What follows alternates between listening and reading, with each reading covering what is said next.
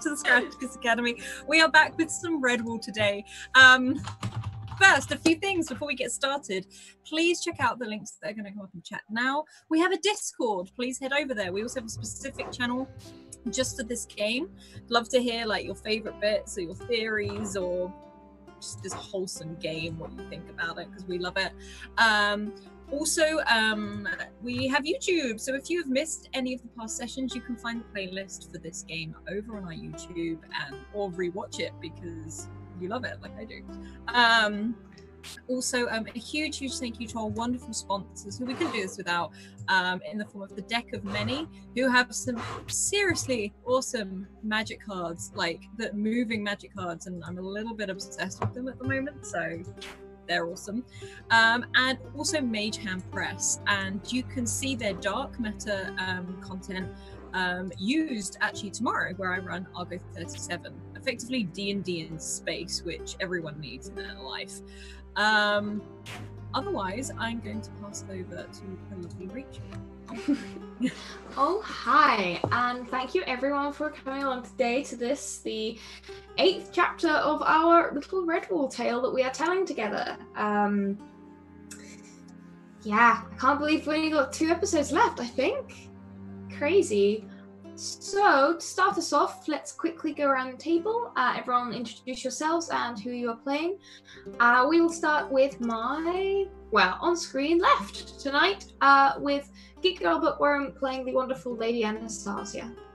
Hello, I'm Geek Girl Bookworm. You can find me online at Geek Girl Bookworm. I am playing the Lady Anastasia, who is a hedgehog, and definitely now of nobility. And she has just found another hedgehog, and I believe is currently holding said hedgehog's hand. That doesn't really know much about said hedgehog, except for his name is Coriander or something like that. I'm far too noble now to remember the names of the lesser folk. Yes. All right. Fantastic. Next around our virtual table tonight, we have DSword16 playing the noble Asher. Hey everyone. That was a good save, Angelique, by the way. Corium is the name of our new hedgehog friend. I think I'm the only one that remembered that.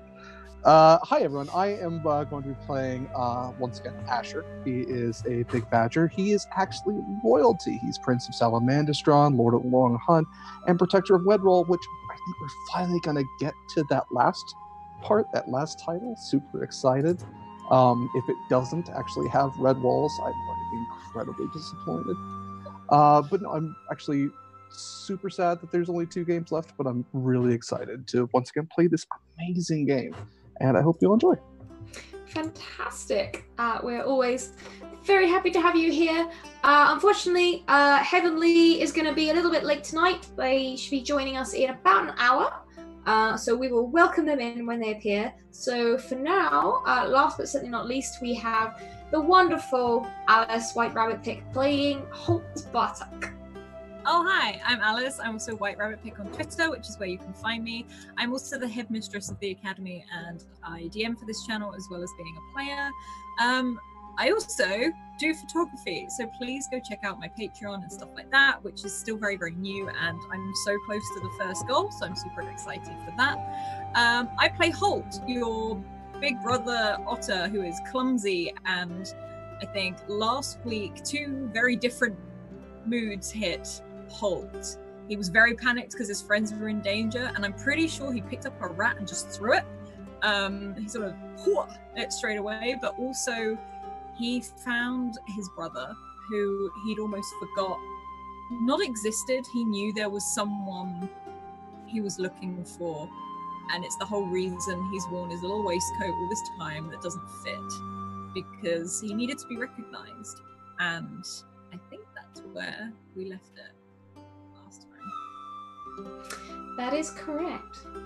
So as we begin this evening's episode, or I suppose this morning for some of you listening, watching, even if you're on YouTube,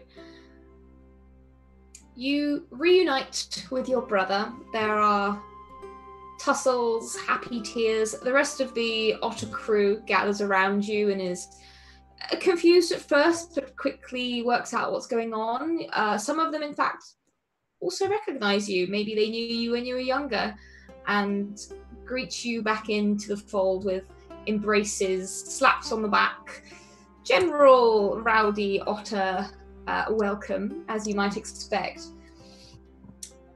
In the next 10 minutes or so, there is a period of catching up. A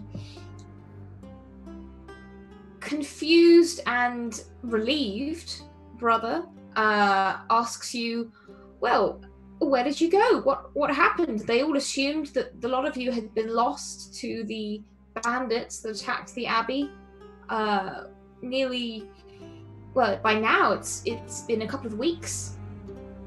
And he expresses how distraught that he was when he was not able to instantly dash after you and hunt you down and find where you've been taken. After all, no bodies were discovered, and so he held on to the hope that the lot of you had not in fact been killed, but had maybe been taken away somewhere else.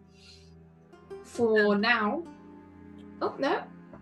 I was say he probably looked his brother. He's probably got hold of some food or something from somewhere. Oh yeah, they've broken out some very, very tasty, kind of very buttery biscuit, which is being kind of handed around. It doesn't. Sorry, go on. I'm just saying, it doesn't look like these otters are packed for a long journey at the moment. Yeah, he's sort of got like a biscuit in each hand, and he's sort of working his way through one of them, and he's very happy. He's not sad at all. He's like, I don't know, mate. We just sort of we were running for quite a bit, and then there was this snake. Something bad happened, and we're still not fully sure exactly what. But we were on a boat.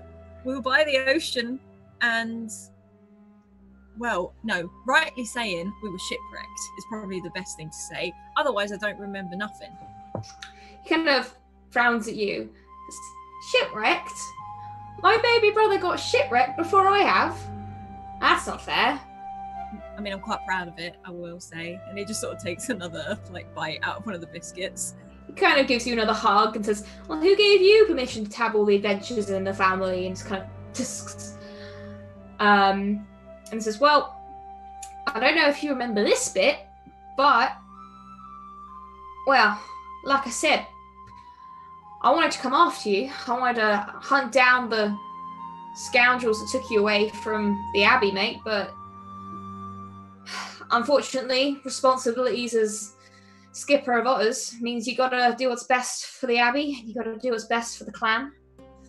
And at this moment, that's when you remember when your big brother left. That memory that's kind of been niggling in the back of your mind for some time now, of him leaving through that big set of gates, leaving you inside these walls. And you remember now, it comes back to you. Your brother, he wasn't leaving for good. He was leaving to take part in a moot of sorts. The previous skipper of otters had passed, and the new skipper was to be decided at a great meeting of otters from various clans and tribes of the region, and your brother, being a strong, kind, vigilant individual, was one of those who had been nominated to potentially take up that mantle. And the word reached you sometime later that he'd been successful. Your brother had become the skipper of otters in Mossflower, which, to at least Asher, because you know a little bit about the persons of authority in this area, the skipper of otters is not quite on the same level, but a similar level of authority to the keeper of Salamanderstrun. They are a well-respected and skilled ranger of sorts, and they oversee the safety of the descendants of the Mossflower Woods. And to have this particular honorary title is quite a big achievement. And slowly, as this is all sinking into your head, Holt, more and more of your memory starts to piece together, and you kind of get a full picture of your relationship with your brother now. And it's, as you are kind of absorbing this information, maybe a moment of slight haziness comes over your expression as all of this is sinking in. There's a bit of an information overload. You also remember that you also have a sister, a younger sister, of quite a bit younger than you, a little bit of an age gap, who was very, very small when your brother left to take up the mantle of Skipper. And as far as you're aware, she would probably be back at Redwall. And he sort of sits there, and when like he mentions about being the skipper and things like that, he sort of gives it a real slap on the back, and it's just like, no, I'm proud of you, mate, but my head's all a bit wish-washy right now. There was a smaller one of us, a little sister.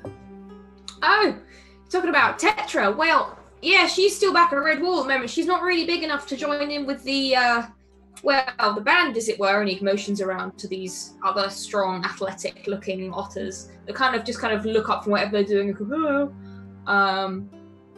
And he sort of smiles and goes, I bet she'd argue that. Oh, without doubt. She's, at the moment, and he kind of looks up, and by now it's quite, I seem to remember where we got to last time. You rested, you woke and travelled for some time, then you rested again, so it's probably about mid-afternoon by now. He looks up at the sun filtering through the trees and says, well, right now she's probably helping Dad with his swimming lessons.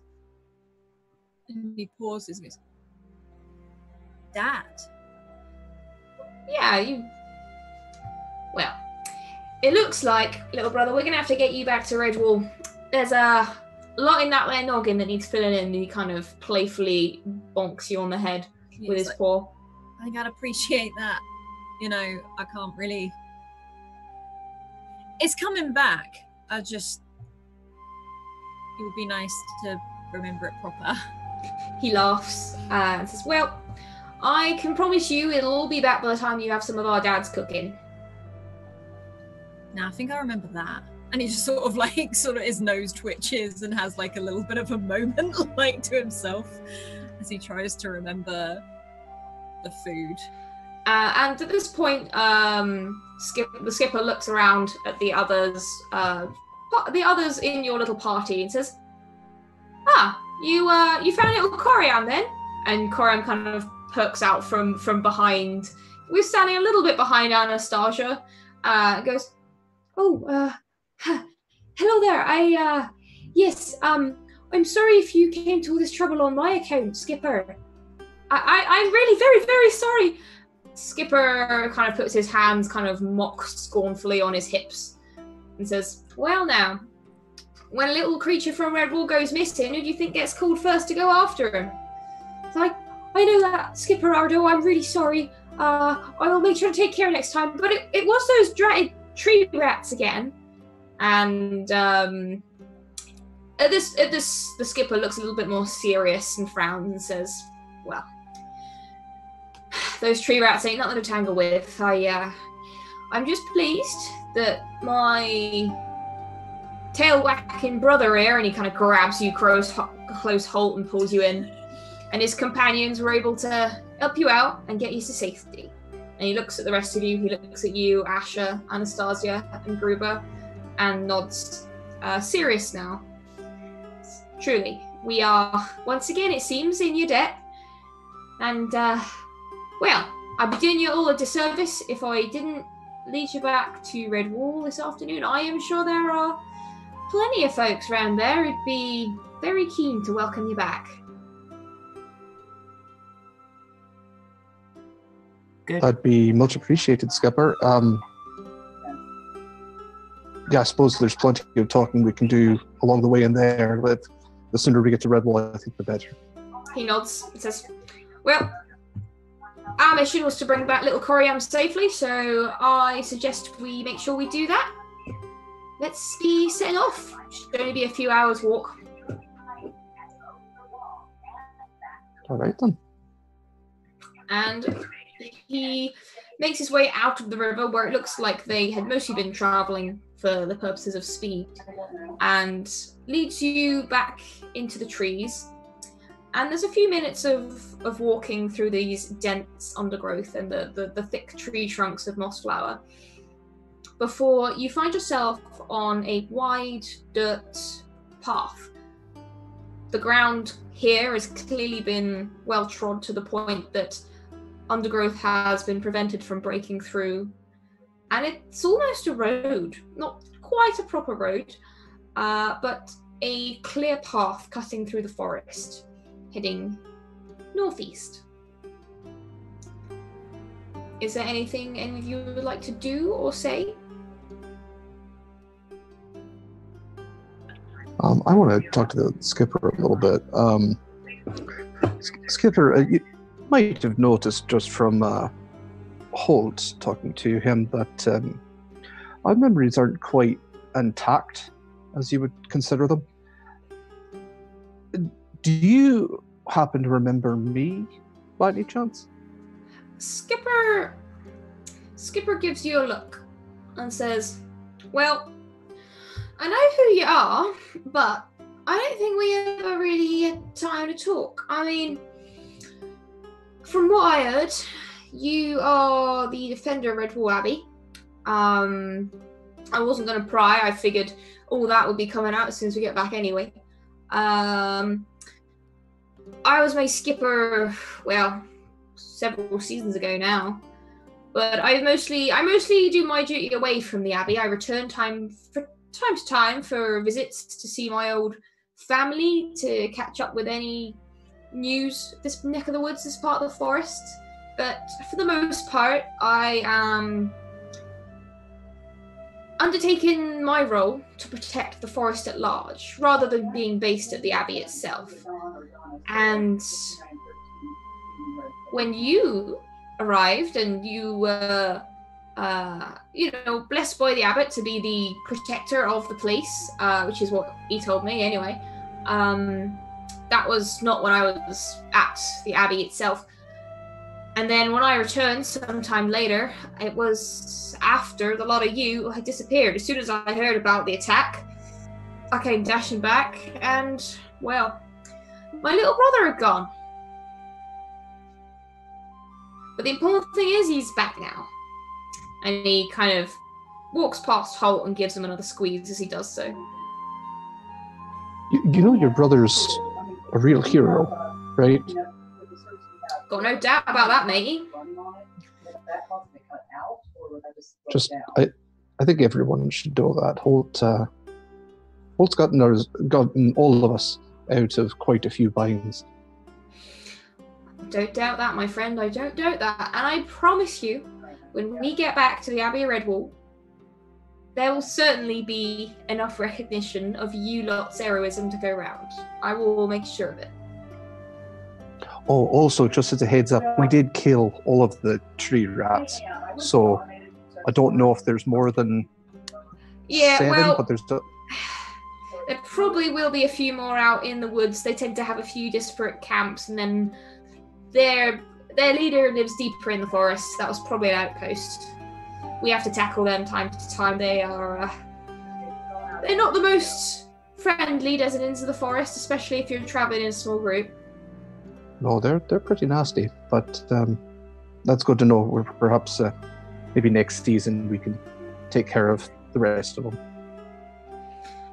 Well, the funny thing about Old Mossflower is a lot of people live in it,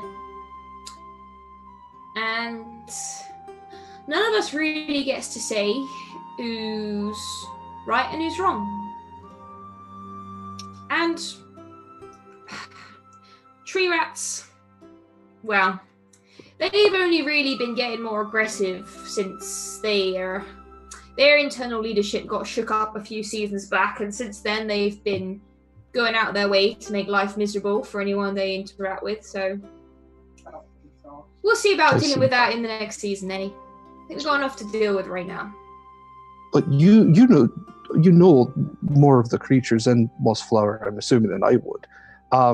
We've been working with this weird poem. It's been mostly hit. Maybe a little miss, but we were wondering, there's a passage about a friend that's armed with metal teeth. Do you have any idea who that might be? Metal teeth. He kind of scratches his head. And when he's thinking, you see he's got a very, very similar expression to Holt when Holt's thinking really hard about something. Says, I'm afraid I wasn't ever really one for wordplay. Might be someone at the Abbey who can answer your questions. Fair enough. Doesn't hurt to ask. And he kind of scouts out ahead a little bit. And at this point, all of you can hear a new sound that kind of permeates the early evening air. You've been walking for a little while. Now you're in quite a large group. As I said, there are nearly a dozen otters that have now joined you. Most of them laughing and talking to all of you and asking about your adventures and very keen to hear about where you've come from and what's happened to you. You start to hear a far-off reverberation.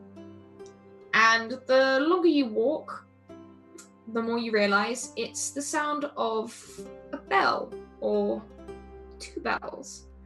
And as you hear these bells, there's once again that kind of twinge in the back of your head as you recognize them. You are more than familiar with this sound. It's without doubt the sound of the two bells, Matthias and Methuselah, up in the bell tower of Redwall Abbey. You look ahead, and whilst you cannot see the Abbey yet, it's unmistakable, the sound as it wafts through the forest. And it's a quiet autumn afternoon, so not much is there to dampen the sound as it peels out over the woods. And it fills you all with the sensation of peace and a tranquility, knowing that you're almost at the end of your journey, at least for now.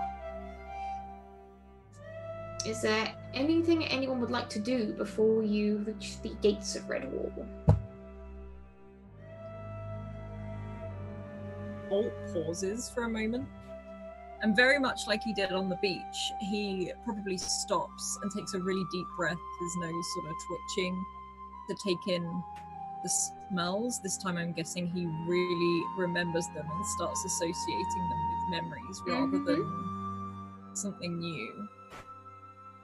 And I think for a moment he probably closes his eyes and just listens to the bell to try and picture and remember everything. He just takes a moment, basically. He takes a moment to pause, sort of looks down at Coriander, which is definitely what he's now calling the hedgehog, because that's what the lady is calling him. So he definitely thinks that's his real name.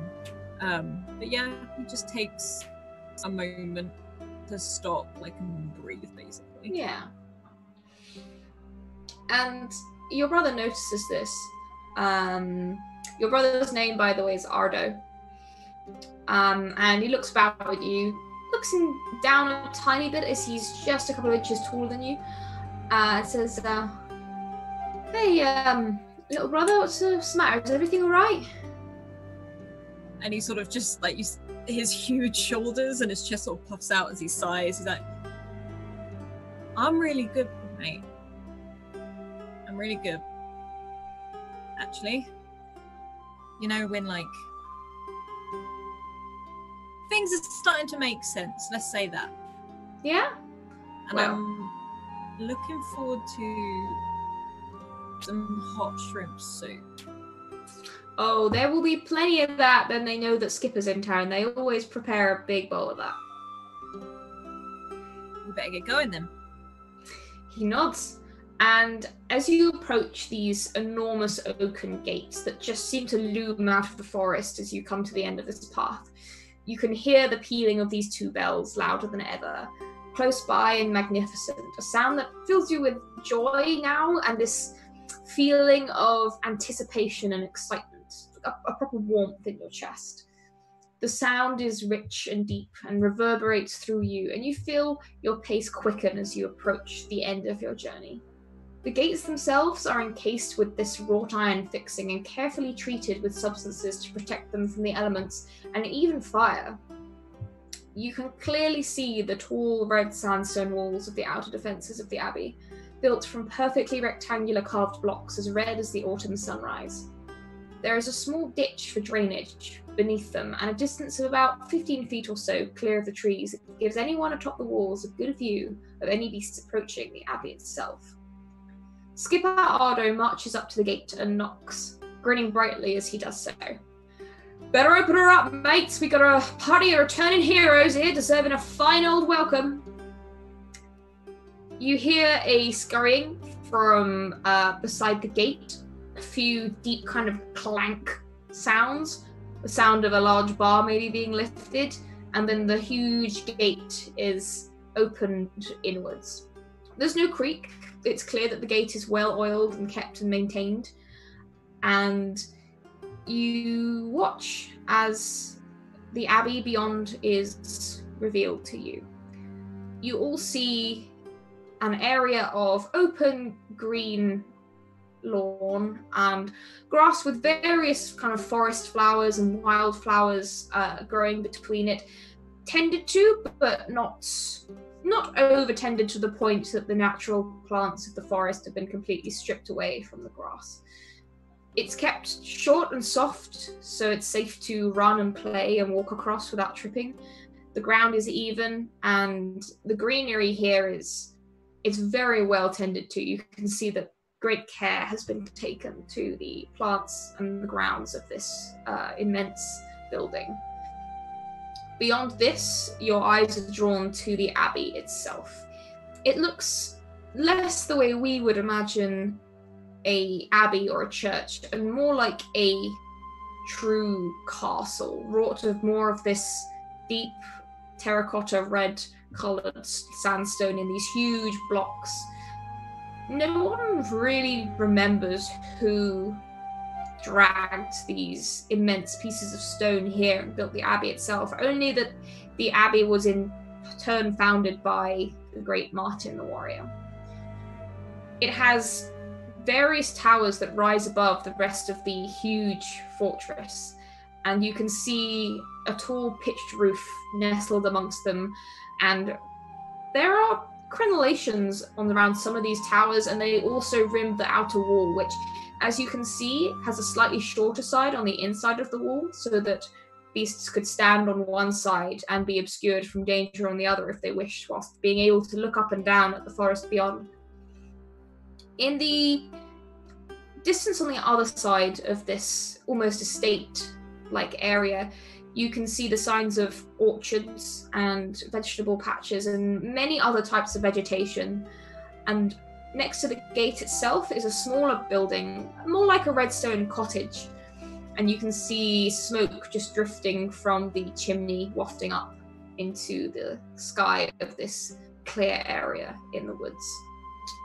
Skipper ushers you through, and at the gate itself you see two creatures looking at you with acute interest. You see what looks like a very young female squirrel who is clasping a notebook to her chest and kind of looking at you all with these wide eyes. Again, you feel a slight recognition, all of you. You couldn't put a name to her face, but you feel like you might have known her. And by her side is a much taller creature, this time a rather elderly-looking otter in his latter years.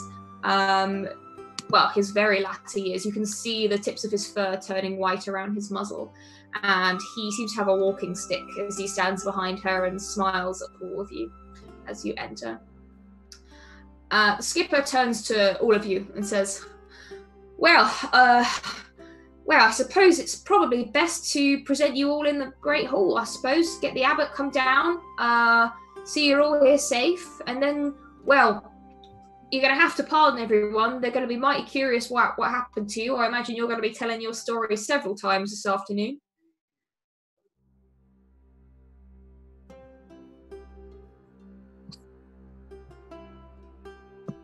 if only we could remember them, that would probably be the best.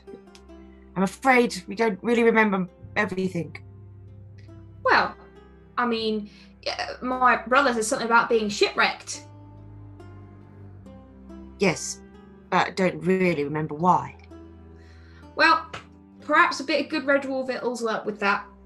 Come, follow me. And he leads you across this wide open greenery towards another set of these huge oaken doors, this time set into the front of the abbey itself, up a series of stone steps. And as you make your way in that direction, you see more creatures, more dozens of the abbey perhaps, looking around, putting their heads up from whatever work they're getting on with. You see a couple with a wheelbarrow just drop it and turn to look at you. Coriam looks a little bit sheepish and feels a little bit small beside the rest of you great heroes, and kind of tries to look small behind you, Anastasia, as you're walking. And you see several very young-looking creatures, as what you would know as Dibbons, whispering and chattering and looking incredibly excited to see you all piling in through the gates of Redwall.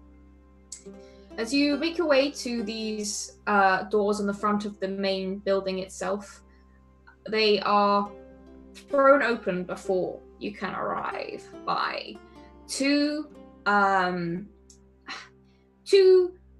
hedgehogs who look like they're getting on in years. One of them is wearing slightly dirt patched up habit, who seems to be also wearing gardener's gloves, and the other one is wearing a apron and these thick looking kind of dungarees.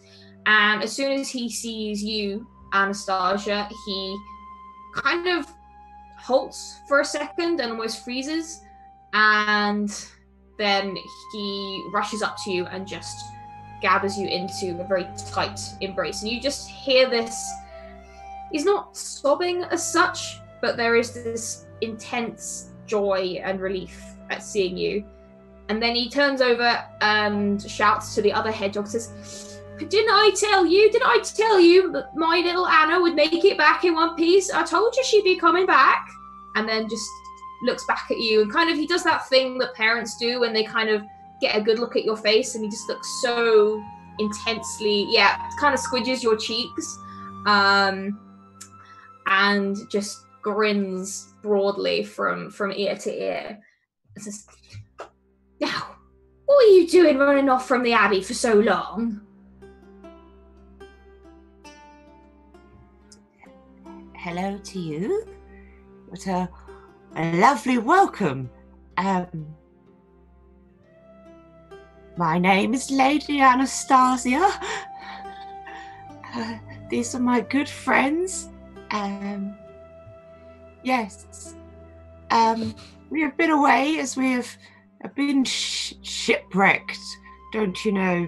And shipwrecked? What's a daughter of mine being out on the open sea? It sounds positively chilling. Quick, come in. Get out of the. I'm not sure. No. And you're kind of just shunted inside along with everyone else, and you a fairly large group of abbey-dwelling beasts has now joined this procession as you enter through into the main hall of this building, and it is resplendent. This space is, whilst not quite as large as the feasting hall at Salamanderstrand, it is far more homely. There is a huge hearth at one end, which is blazing away as the autumn afternoon turns into a chill evening.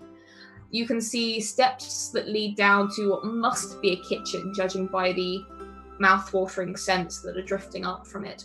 And then you also see steps that lead up, and it is down these steps that a elderly mouse is slowly making his way, looking at your group as you are all ushered and shunted and almost kind of dragged along with the crowd of creatures who pull you on into this main room filled with excited chatter. And what do you all do? I look very confused because You see, this older hedgehog is wearing dungarees. So I'm very confused. And I just sort of look back at my friends like, I'll give you I like because he doesn't know what it is, but he gives you like a thumbs up. I don't know who these people are. Yeah. And he sort of pauses like, well, they got to know you somehow. Ask. Go on, I can ask. Do you want me to ask? Yeah, you introduce yourself and then I'll just nod behind you like, oh, yes. Yeah, and like, That's I think genius, actually. I'm full of good ideas, and I'll sort of like strolls over. He's got like his eye out for that older otter, trying to think for a moment. He's sort of ushered in too quick, but he walks over to this hedgehog in the dungarees. He's like, hello, mate. I'm Holt. And he shakes your hand like so enthusiastically, even the fact that he's quite a bit smaller than you, and that he's quite elderly, which, you know, gives you a bit of a shock, the variety of which he shakes your hand and says, Holt, my little Holt, well, I've known you since you were a little Tibbard, of course, it's my Holt. He sort of pauses. You've got a firm handshake, ain't you, mate? Right, yeah, since a little Dibbon. I'm going to be honest with you, and I do recognise you. I had a bit of a nasty, so bad. Like, he can't deal with this. He's like, I had a real nasty bump on my head, and I only just about recognised my brother. So, could you explain exactly who you are and who you are to me? Not being rude. I'm sure you're delightful. He seems to understand perfectly, and says, I see what's going on here. I understand exactly the same thing happens to me when I've had a few too many October ales. Oh. I am, humbly, I'm sort of your uncle. We're not actually related, as you can probably guess. He looks himself up and down like open-minded. He had a bit of pension with you. My name's Spiral. I am in charge of the cellars here at Redwall.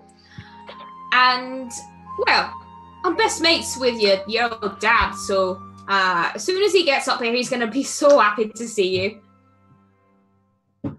And you were, just, to refresh my memory, how do you know, like, the rest of us? Like, the lady over there. I was her bag carrier for a while. The lady? There's a lot of this lady shit going on, Anna. What's all this? What have you gotten yourself into? Anna? Like Gold looks over at Anastasia, like, Anna? No, yeah, she's a lady now. I went and damed her. So she's a lady of Salamandastrum, so all curtsies and bows are due, I suppose. He goes quiet for a moment and then just kind of gives you a round of applause. Well, would you look at that? My little Anna's a lady. She's been knighted by a proper protector of Redwall, Lord of Salamandastrum, and starts just listing off all of your titles. And just seems incredibly proud of everything that's going on right now. Says, I should have guessed, really. After all, as I always told you when you're growing up, cellar keeping and wine brewing be the noblest profession any beast can have. It's coming, really. Wait, is that what I do? Well, you didn't express that much enthusiasm for the fine art of brewery when you left, but I mean, I wasn't gonna tell you what to do when you was growing up. Oh, that's good to know, at least. Yes, I'm sure it's fine. It's wonderful, but I make very nice cloaks, you see, and Holt's like showing his cloak off as she says it. And as he's kind of about to talk, another hedgehog of a similar age appears from behind him, and you see she's dusting flour off of an apron, and just kind of playfully kind of gives him a bit of an elbow and says, "Now what are you doing? Telling our little Anna what she can and can't do again?" And starts just like fussing over him. And with the appearance of both of these hedgehogs, Anastasia, you do start to feel the memories slotting into place. You recognize these two hedgehogs now, and you find it strange that perhaps you didn't recognize them immediately. As soon as this fussing and slight nagging, even though you've only just got back, has already started, you recognize these are without a doubt your parents.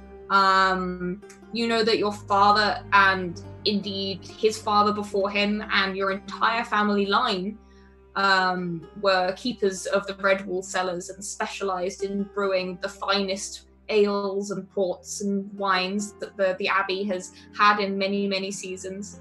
And you remember your father would always say, again and again, as he tried to extol to you the many virtues of being a cellar keeper, how the art of keeping the cellars of Redwall was truly the noblest profession that one could have in the Abbey. Your mother was never a great fan of the slightly more fermented variety of drinks, and had her own special recipes for various summer cordials and other drinks that were very sweet and immensely popular with the Dibbons especially. And you know that she mostly works in the kitchens of Redwall. And despite both of their fussing and teasing, they were always very supportive that you find your own path. And you remember one incident in particular where you were almost in a lot of trouble for taking a rather large stack of sheets from the dormitories and cutting them up to construct for yourself your own wardrobe of finer garments than the typical habits that are worn at Redwall. And it was your mother who got the dormitory keeper off of your case and expressed that really your constructions were very, very fine and well made, and perhaps that this discipline should be encouraged rather than punished. And as you're having these memories return to you, and this feeling of, I now know where it was that I felt I belonged, and yet I hadn't. You knew that you hadn't truly found your potential or what it is you wanted to do when you left. And it's up to you if you feel like you have started to find your path now. But as you're having all these thoughts assail you, the very elderly mouse descending the stairs raises his voice, and as soon as he does, the other creatures of the Abbey fall quiet. He makes his way to stand in front of the group. He stands underneath a vast and very beautiful tapestry that is hung all the way across the far wall of this great hall. It depicts a young mouse clad in gleaming plate armor. He is holding a one-handed sword aloft, and the light shines off of it as it, even though it's stitched into this tapestry, has this almost ethereal glow to it. And you can see that the pommel of the sword itself has this beautiful red stone decorated into it. All around him you can see numerous foes running in fear. You see rats, you see cruel-looking foxes and weasels, and there are also some squirrels and other creatures, but mostly you just see his incredibly calm expression as he holds the sword aloft. And as you look at this figure of the mouse in the tapestry, you all involuntarily feel a sense of relaxation and relief.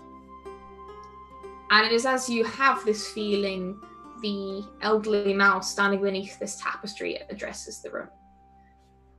My dearest friends, heroes all to the last.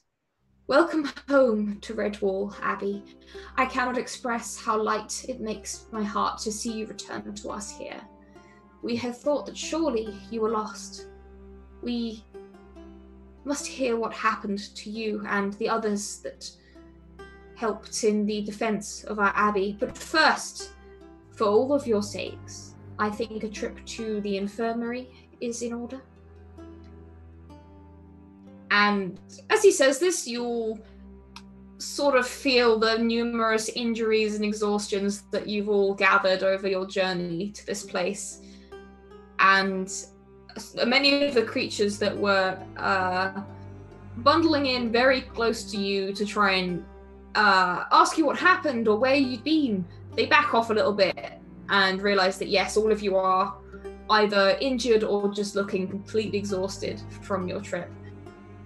And as this happens, another mouse, this one quite a bit younger than the abbot, but dressed in this kind of navy blue, very practical dress with this white apron tied in the front, kind of swishes up to the group of you and says, "Yes, certainly, it's high time we got these beasts to the infirmary right away. I don't know why you didn't send them there to start with, Skipper."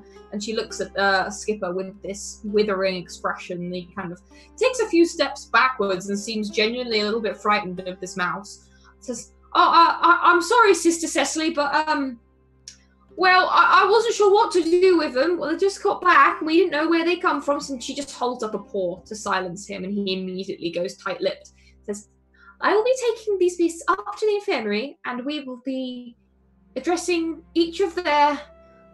"Gosh, what happened to your shoulder?" she says as she looks at Holt in particular. Yeah, she's like, "It's all right, mate. Look, still," like he winces, realising. "No, like, don't move it. Don't, no, put it down right now. No, arms by your sides. Thank you. This is worse than I thought. Up, all of you, to infirmary right away. Get up there right now." I'm not going to have to take medicine, am I? And is he sort of like shuffled up? "Oh, you can and you will." And she hustles to kind of the head of your group and just in case you're not quite sure where you're going yet, starts to encourage you up the stairs. "The rest of you lot, please give them some space until they're feeling better. Abbott, of course, you may accompany and ask whatever you like. I see you trying to sneak up the stairs," and you see her kind of chase a couple of Dibbons who were trying to follow you up towards the infirmary, who immediately catch her glare and just shrink back down to the rest of the group waiting and just kind of waving and looking incredibly festively joyous that you have all come back. But you are all led up the steps, which kind of start off in this slow arc, and you see doors leading off to the left and right that look as if they lead off towards sleeping chambers or dormitories. You see one door swinging gently open that leads on to what's definitely the Dibbon dormitories, with these rows of very well made and lovingly kind of remade beds with various toys and other play materials that have just been scattered around and clearly not tidied up yet for the day. But after just a couple more minutes of taking these stairs, you are led to a larger door on the right, which leads through to a room that isn't that much smaller than the hall beneath. It is a high-ceilinged room with carefully made beds on either side, with frequent kind of green plants and flowers that have been arranged between each of the beds to give the place a very clean and slightly fragrant scent to it. Everything in this room is immaculately kept, and you get the impression that Sister Cecily is definitely the type to keep this place as clean as she possibly can. And each of you, she kind of frowns at and says, "You, over there, you, that one, please." And she motions to a bed as she counts each of you off. "Oh, Lord Ashfell, you're going to have to take that one. It's the only one I have large enough for a badger." I appreciate it nonetheless, thank you. As she makes sure all of you at least take a seat and make yourself comfortable in the infirmary itself. Is there anything anyone would like to do? I think Holt looks rather worried by being ushered by this. Sorry, did you say it was a squirrel or a She's a mouse. a mouse even, as this mouse sort of like, I'm assuming much smaller than him. Oh yeah, but he looks terrified. She is very petite, but just has this aura that makes her feel much bigger than she is. Yeah, he looks like, to the others, he'll see like, it's almost a mixture of Holt being on his best behavior and looking mildly terrified by this little mouse that's sort of ushering him around and telling him what to do. So he goes and sits on the end of the bed as he's told, and he doesn't really like, he just waits patiently, like his little paws in his lap as he sits there, sort of make sure he looks presentable weirdly. Yeah. Okay, what about the rest of you? What? I'm not really sure why I'm here. You see, I'm fine. I'm fine. The infirmary sister kind of strides in front of you with her hands on her hips and looks you up and down. Says, "You're fine, are you? Quite fine, is that?" Yes, I've taken no injuries. You know, Then why do I see countless broken spines? She kind of looks around you, says, "There are distinct bags under your eyes. Your fur is lacking luster. You're exhausted, dear." Well, yes, we did have to sleep in a swamp one day. That was cold. In a swamp, so you probably have goodness knows how many swamp fever, green-tailed, the list goes on and on. I'm going to have to treat you for each and every one of them. And you see her just start to talk to herself with all these different afflictions she thinks you might have as she dashes off to this, it looks like there's a little office just at the end of this infirmary, and you hear the clinking of all of these kind of bottles and things that she's now rifling through. I don't want to drink all of those. I don't think I have green swamp fever. I feel like I definitely would have known if I had that. She's going to start checking her hands for like weird. I think I'll just sit on the bed. Yes, and I just sit on the bed in the hope that she'll be quiet and leave me alone. My feet just dangling because I can't touch the floor. Okay. Is there anything anyone else would like to do?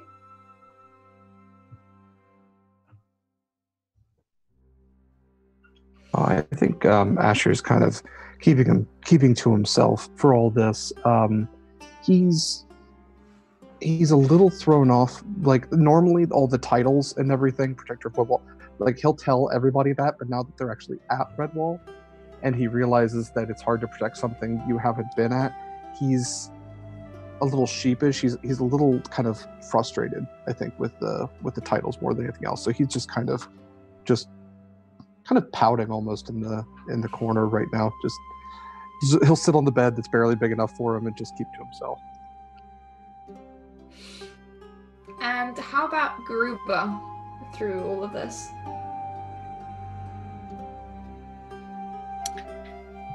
Can you guys hear me? Yeah, hear you fine. Okay. I don't have headphones in or a microphone, so I'm just using the computer stuff. So just let me know if you can't hear me at any point. Sound okay to you? I'm definitely just looking around, keeping track of kind of like who's coming in and out. Redwall was always our destination, so I'm not super suspicious, but I've definitely just been attacked like every step of the journey here. So I'm just trying to kind of make sure that I recognize who's around, and I'm definitely watching anything that's happening to any of my travel companions, but I'm also quite hurt, so I'll probably also need some healing, a helpful touch from a nurse. Okay, so you all just take your time to breathe, and as you hear you hear Sister Cecily fussing around in the office room, you see the elderly abbot enter the room. Now, he seems that he was a little way behind you on the stairs, but has now joined you. And he looks at all of you and nods and says,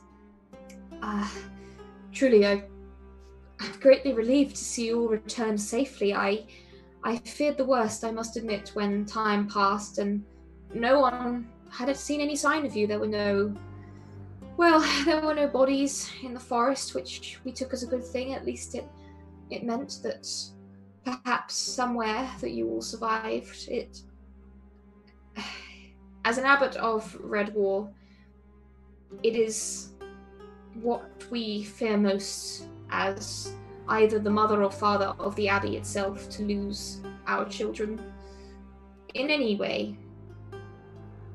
And so I know it must probably be quite a painful tale, but when you feel able to, I would appreciate hearing what happened to you and, well, how you returned safely. Holt raises his hand, just like from the end of the bed. Excuse me, Mr. Abbott, sir. Mate, but yeah. Just another question. Of course, I'll answer anything I can. What did I do here, and why were we out there? He sighs again, but he smiles at you, and it's a very warm, good-natured smile. He is certainly very, very old for a mouse. He's almost snowy white in his fur, and his eyes have now clouded to the point of being somewhat kind of silvery.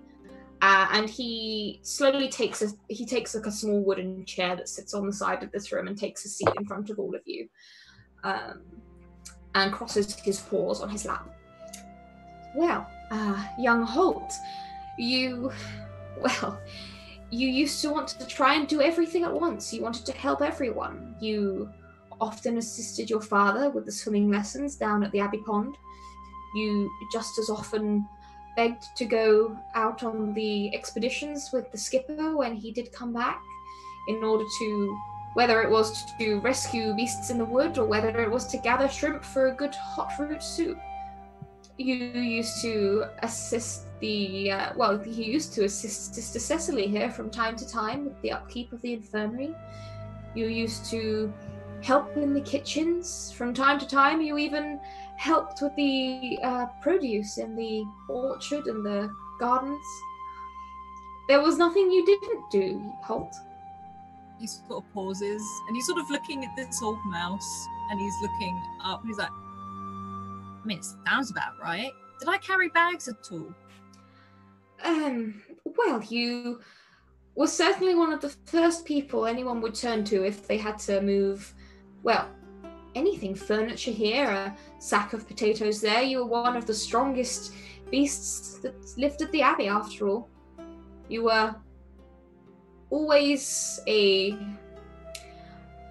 strong pillar of joy and positivity to turn to. I believe many of the Abbey dwellers here used to come to you for cheering up. And of course you are always the life of the party at the feasts and festivals of the Abbey. And he sort of like, you see his muzzle like turn up into a little bit of a smile. He's like, I am. Oh, yes, absolutely. No one better in the Abbey could possibly dance the rudderwack like you. I dance? Like, and he looks genuinely confused and he's like, I dance. And it's almost like it's coming back as he's told it. And indeed, as he says all these things, they do make more and more sense until you get this feeling that you feel like you know your place here. You really were just someone who could be turned to for help with so many different things, because you had this internal keen almost to try anything and give it. You always gave it 110%.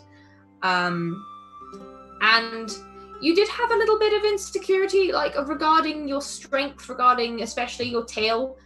But the thing about the Abbey was that it always finds people's strengths and nurtures them rather than putting them down. So you always felt like you were useful and that you used what you were born with for the good of everyone around you, rather than being truly viewed negatively about it. And as he kind of finishes up and he tells you about your family, and he says, I'm not sure how much you remember. Your brother left in quite a difficult time for your family. remember when it happened. It was a dark day for the Otter clans. Your mother, of course, was the skipper before your brother was. She was well loved by all. She was just and fair and firm and protected Mossflower. It was truly a tragedy when she passed on to the sunlit glades. It was, I believe, an altercation with some pirates which had travelled upriver into Mossflower. The otters fought them back in a valiant stand, but your mother sadly lost her life. Your brother swore that he would continue her good work when he announced that he was going to run for skipper. And it was truly a celebratory, if somber, day when his nomination came through and he was announced the skipper of all otters. Your father was never a fighter. He would never harm another creature, whether it was friend or foe. He preferred to help raise the young ones here at the Abbey, and he still teaches swimming lessons to the Dibbons, and he helps in the kitchens. Really, his hot root soup is renowned throughout the entirety of the forest as being the very best otter-made soup. And he will be overjoyed when he sees you. I imagine that he will be here before long to greet you himself. Holt sort of sits there and takes in all of this information, and there is a bit of sadness as he sort of does slowly remember a mother and knowing he can't, and he takes in all of this information and pauses. Pirates. What kind of pirates? Like, were they captured? Do we know where they are? And his head's going back to the beach and the shipwreck. And he's like, what kind of pirates? It was quite some seasons ago now, but I believe they were a group of sea rat corsairs.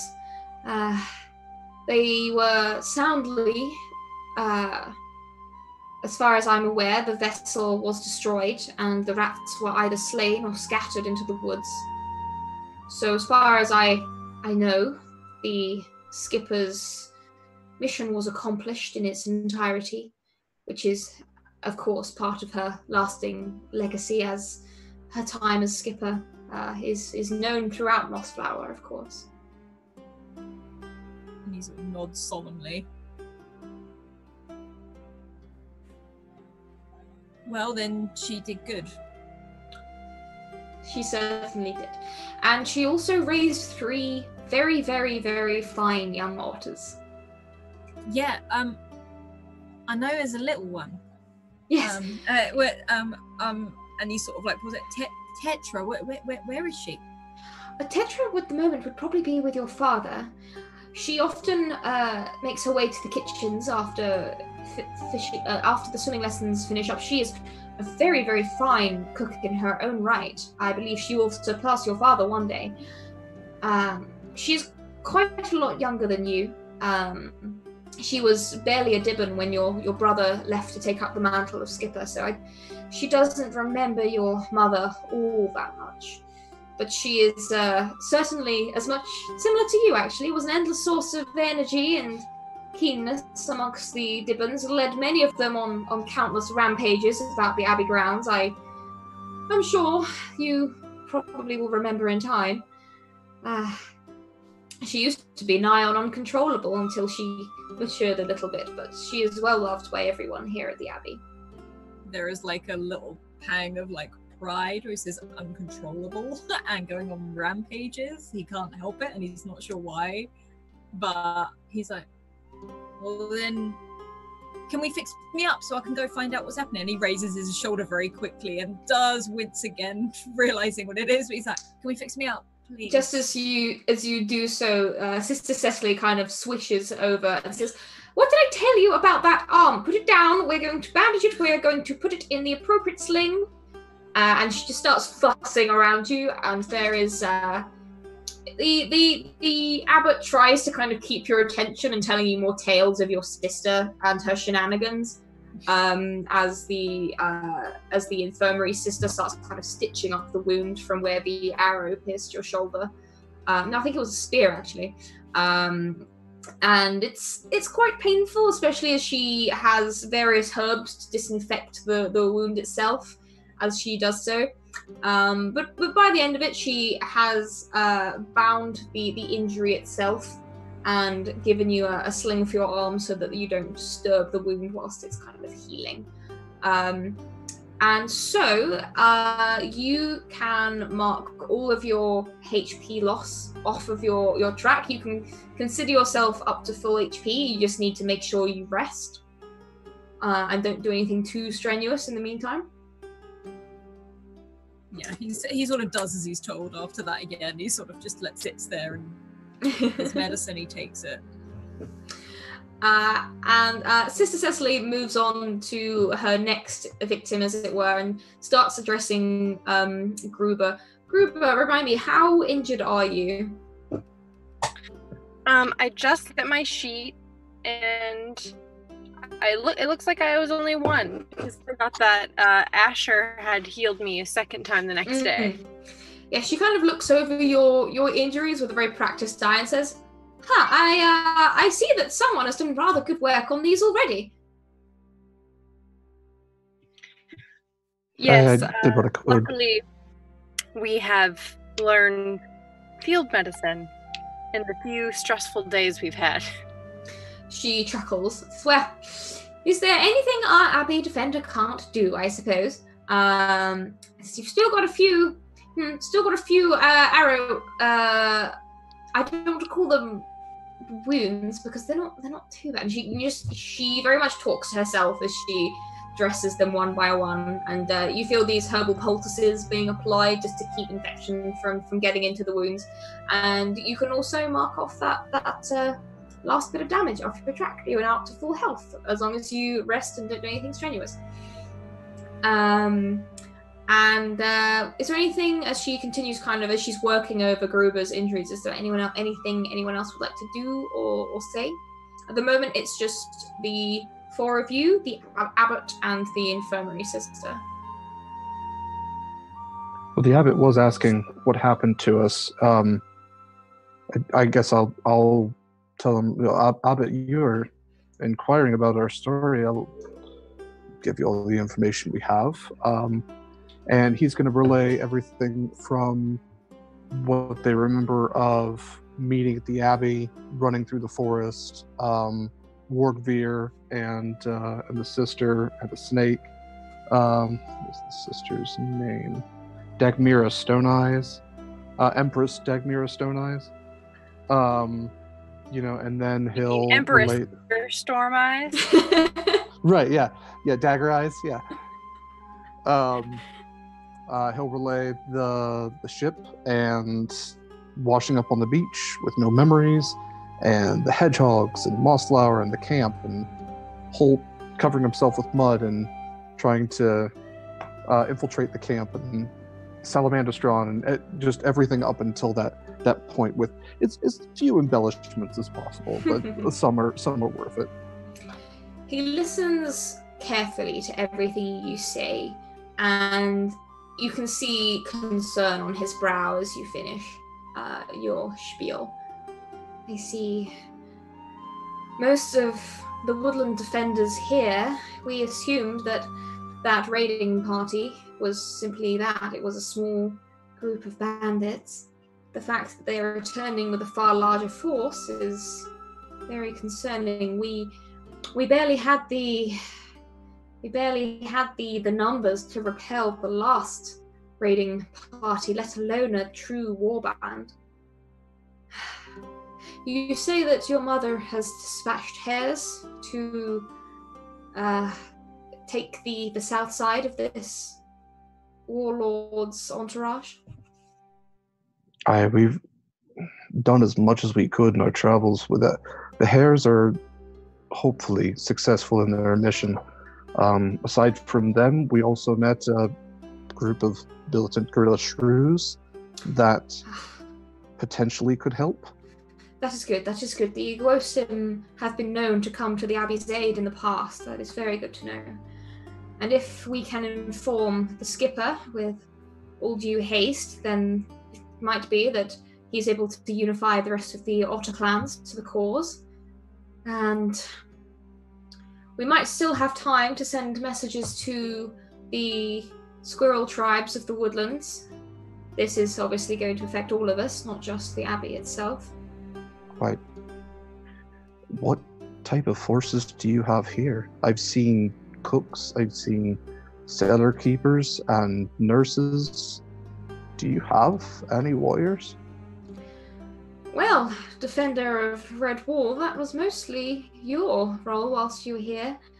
There are some that asked you for some training. You did work with a few of the creatures here to teach them how to fight and defend the Abbey, but this is a place of peace and growth and somewhere to, well, live a quiet life. This is not a place of war. Certainly we do not possess much in the way of riches. There are a few artifacts here from times that no one can remember, and of course the sword of the warrior himself, although that is only bestowed in times of crisis and at the warrior's behest. Of course. I mean, no disrespect by this abbot, but whether you want it or not, this abbey will soon be a place of war. And the creatures here need to be prepared for that. I understand. I hope that once you have all recovered from your injuries, those of you that wish, and of course I will not begrudge any of you that simply wish to find peace after your harrowing journeys. That is quite an awful tale you tell. If any of you simply wish to remain in peace after this, now you are back home where you belong, I will understand fully. But if any of you wish to help ensure the defences of the Abbey before this attack comes, well, we will have need of every willing party we can.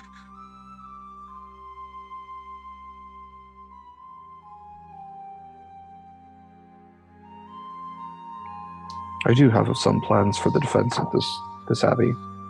I am sure that in the end, the right will have victory. He smiles. I'm sure of this. We have Martin himself to watch over the Abbey, and we have our protector back, so I'm confident that and the cooperation of the other factions of the woodland will bring us peace once again. But for now, this is not a council of war. This should be your welcome. This should be celebration. I will inform the Abbey cooks, the kitchens, and the cellars that we are to have a feast tonight to celebrate all of your return to your true home. And we will make sure it is an evening of merriment, not one of worry and not one of fear. We have to ensure that the morale of the Abbey is bright ahead of whatever might happen.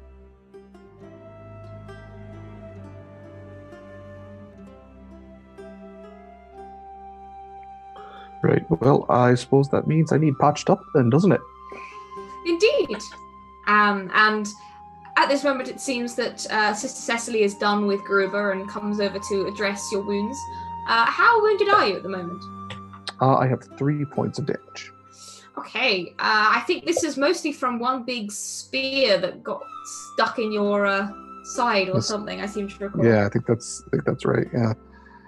You would probably wince as a large kind of poultice of a mix of herbs is applied and tightly bound about your middle with copious amounts of bandages. You hear her clocking under her breath about you were going to exhaust her whole bandage supply with your with your ample girth, as it were, and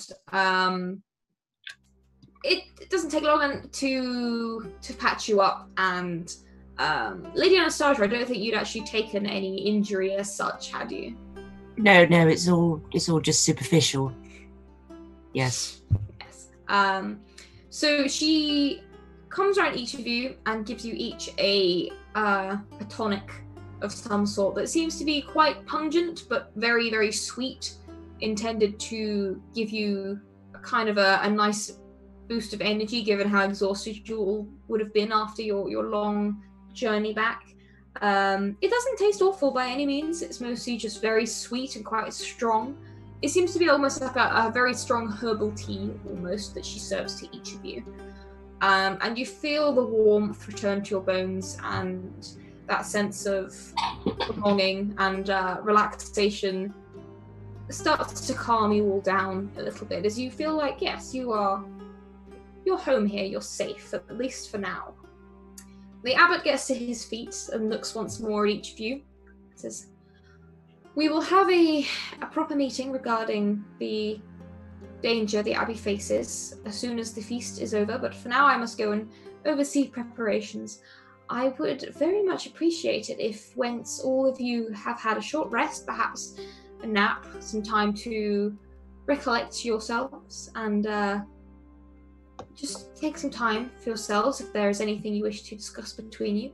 Once you are ready, if you could possibly report to the kitchens. I'm sure there is some aid you could give in the preparation of this feast." Like, Holt looks Absolutely. very happy. He looks pretty happy right now. Very well, in which case I will see you very shortly, my friends, and I hope you feel well again very soon. And he nods to each of you before making his way towards the infirmary door, and you kind of hear his footsteps going down the stone stairs towards the abbey. And you've heard like strains of voices, and you get the impression that there's a lot of creatures waiting in the hall, wanting to hear about what's going on and what happened to their brave lost companions. Is there anything the four of you would like to do or discuss? At this point, Sister Cecily has she's given you all very strict instructions not to mess with any of your injuries, to leave your various poultices and slings to do the good job they're meant to do without being disturbed. And with this duty complete, she returns to the little office at the end of the infirmary. Is there anything you would like to say or do?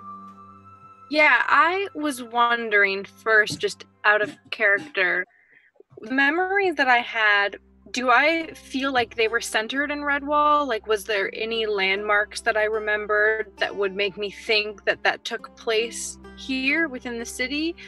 Because I remember they were just kind of more like hearth-centered, like it would seem to be like a family. Gruber, your memories aren't all here as far as you are aware. There are a few. You remember spending a lot of time in the Mossflower Forest itself, and that maybe explains why you were so good at navigating and at tracking and at kind of finding food and vittles around the forest. You do have memories from Redwall. The memories that you have of the you remember being told a story. I seem to remember describing the scene in front of a blazing fire. It wasn't the hearth in the Great Hall. You haven't yet passed a place that would feel familiar to that particular memory. And you also have lots of memories of being outside. And you haven't really had much time in the grounds yet. And so you feel like maybe you haven't kind of had it all come back to you yet, but this place still does feel familiar. You recognize the infirmary.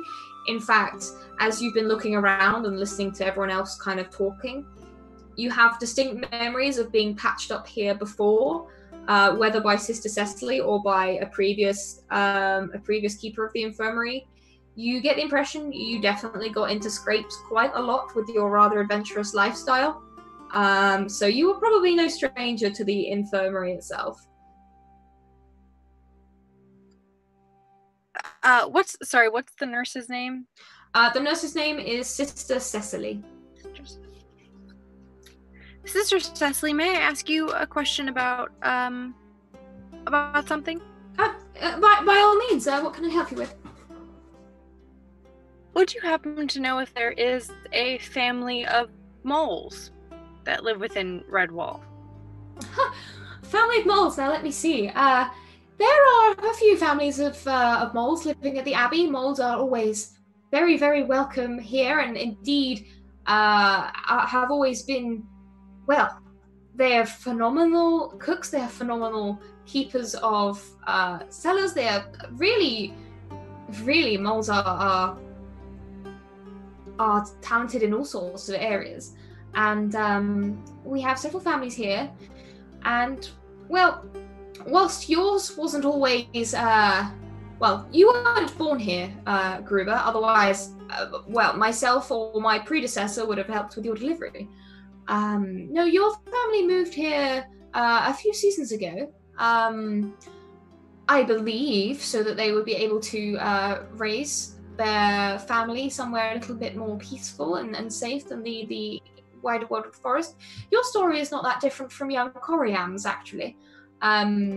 Your brothers and sisters, well, most of them have only ever known Redwall as a place to grow up and a place to live. I imagine your parents will have been notified by now of your return, and quite possibly you'll be seeing them very soon. They are very, very diligent and absorbed with their work. They keep the grounds here at the Abbey. They are incredibly adept with their plant husbandry, and they seem to know forest flowers and plants better than anyone else here at the Abbey. So usually you can find them out in the gardens, in the vegetable gardens of the Abbey, managing the supply of root vegetables, I believe, were their specialty, particularly the very rich wild variants they brought with them to the Abbey when they arrived. Oh, so they've been notified that I'm here. Yes, of course. I had to sweep you up here to the infirmary right away to deal with your rather copious injuries. After all, it would, you know, all those embraces can aggravate wounds quite dearly, as I'm sure you're aware. You seem like quite a practical young fellow. I remember seeing you here a few times when you were a little bit younger. Very good at not getting caught most of the time. I had to drag you here myself once or twice.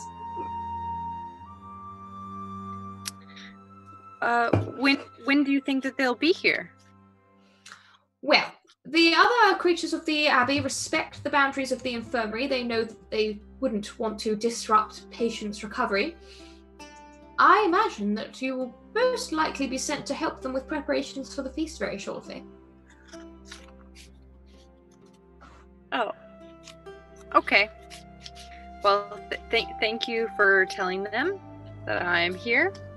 And I'm sure this is going to be it's going to be a great fun reunion. It's going to be fun. It's fun. It's fine. It's fun. It's fine. And can I wait for them outside?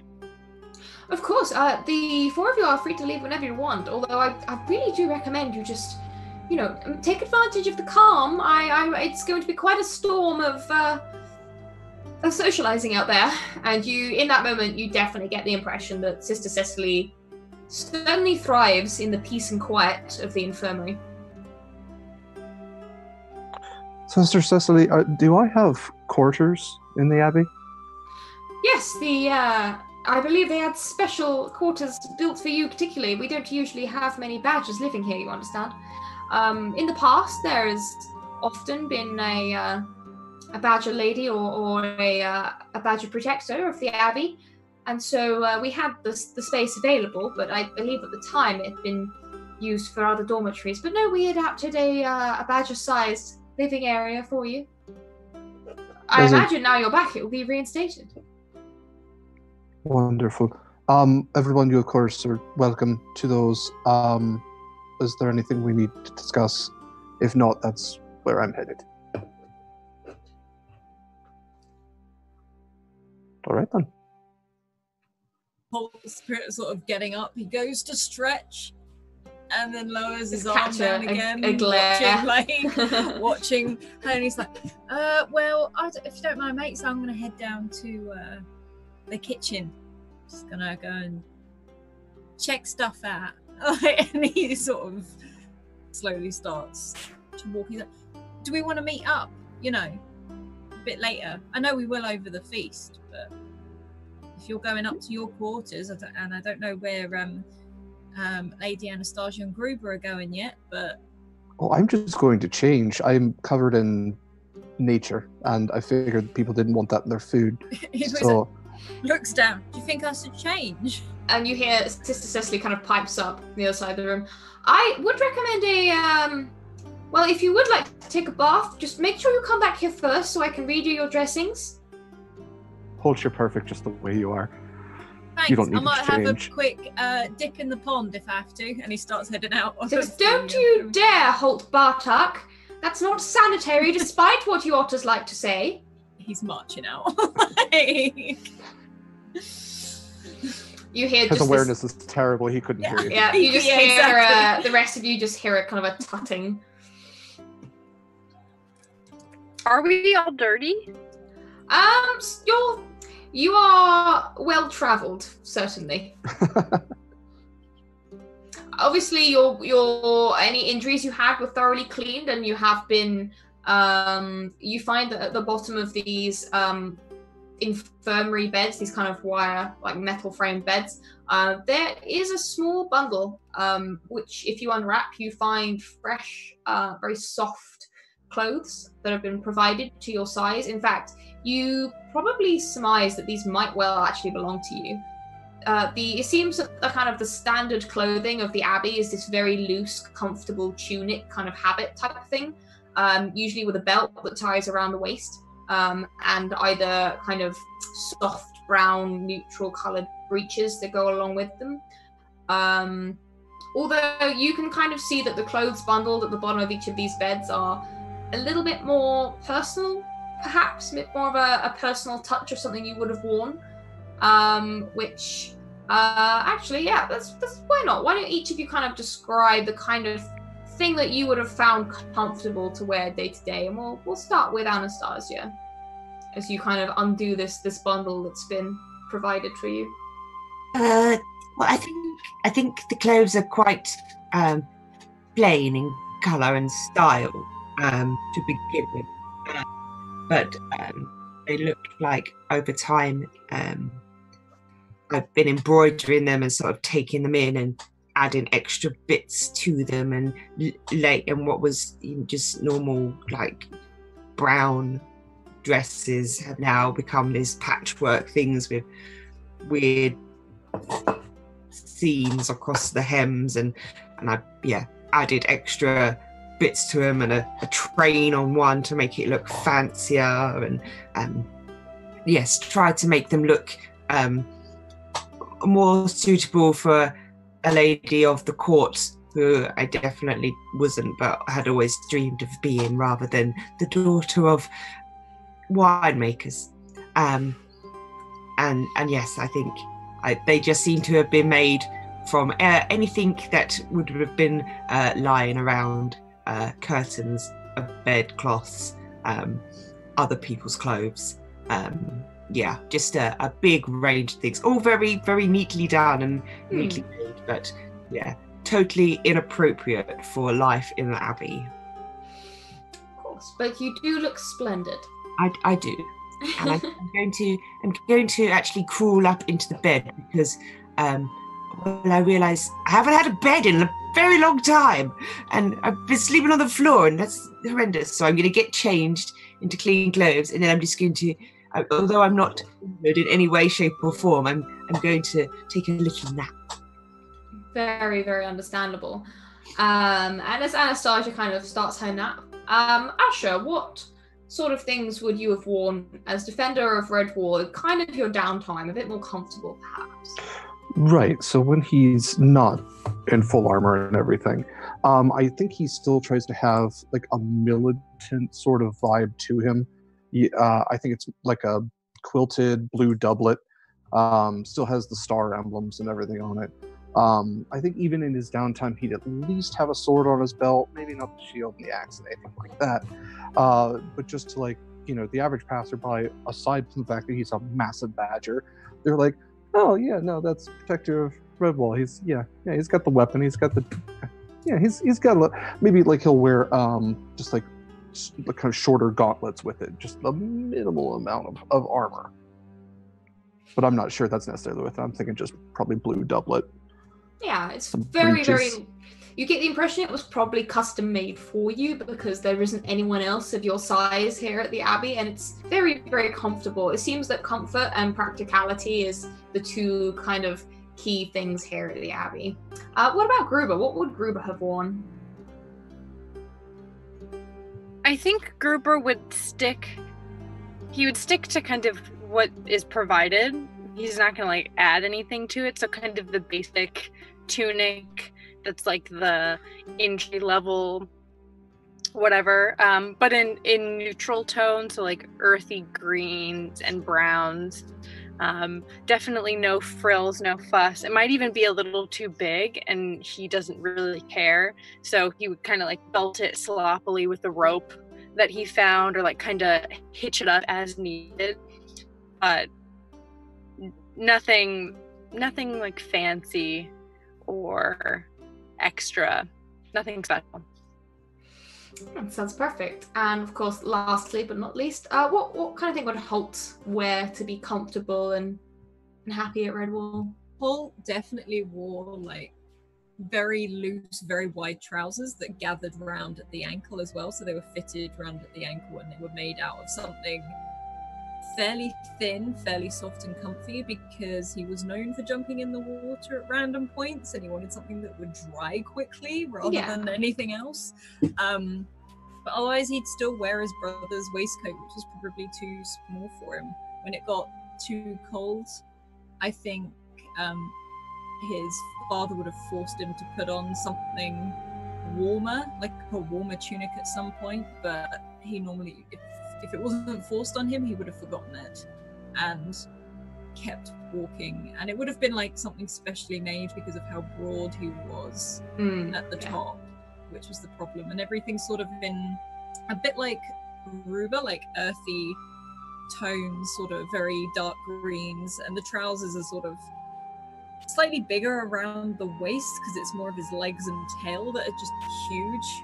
And he's got a big, thick belt, which was either his father's or mother's, which would have held these trousers in place where they sort of bunched up at the top awkwardly. He doesn't look smart, that's basically what I'm saying. No, it's certainly not like... Smartness isn't necessarily anything that's enforced. It definitely seems to be whatever's reflected by the individual who kind of makes their day-to-day outfit what reflects them more than anything here. I guess by the time you've all kind of changed into some clean, comfortable clothes, you see that Lady Anastasia's just having a short nap, and you are all quite tired from the very long journey you've had, and the abbot did say if you did want to take a short nap to just recover yourselves a bit, you are more than welcome to. I think Holt was very intent on going to the kitchen, but as he got changed, I think he may have crashed a little bit and slept out, and probably slept on his arm, so when he does wake up, it's just gone numb. So one arm is numb and the other's in the sling, just like, well... It's just, I'm doomed now. Asher is actually going to forego the nap, so I would like to visit the blacksmith, but I don't know what Gruber's doing. What's, just for so we all know, what is Gruber doing? Gruber, I'm going to leave the infirmary and kind of wander the grounds, try and stay out of sight. But what I'm trying to do, what my thought process is that I'm trying to remember more, because currently I feel like I don't know what's going on, so I feel a bit unprepared. Like I don't really remember what my parents are like or what my family's like. I kind of have this idea maybe that I had these ideas of grandeur that I clearly failed at because I was like captured and was put on a ship and have been just like kind of mucking about ever since and not doing such a good job. So I'm even a little hesitant to meet up with my family because I don't know what I'm going to tell them. So I'm kind of trying to jog any bit of memory I might have, while also kind of in the place. And again, I am trying to be stealthy. I don't want people to see me. I don't want anyone coming up to me. And anyone's coming towards the infirmary, like any moles. I would want to see them before they see me. Okay, so we'll start with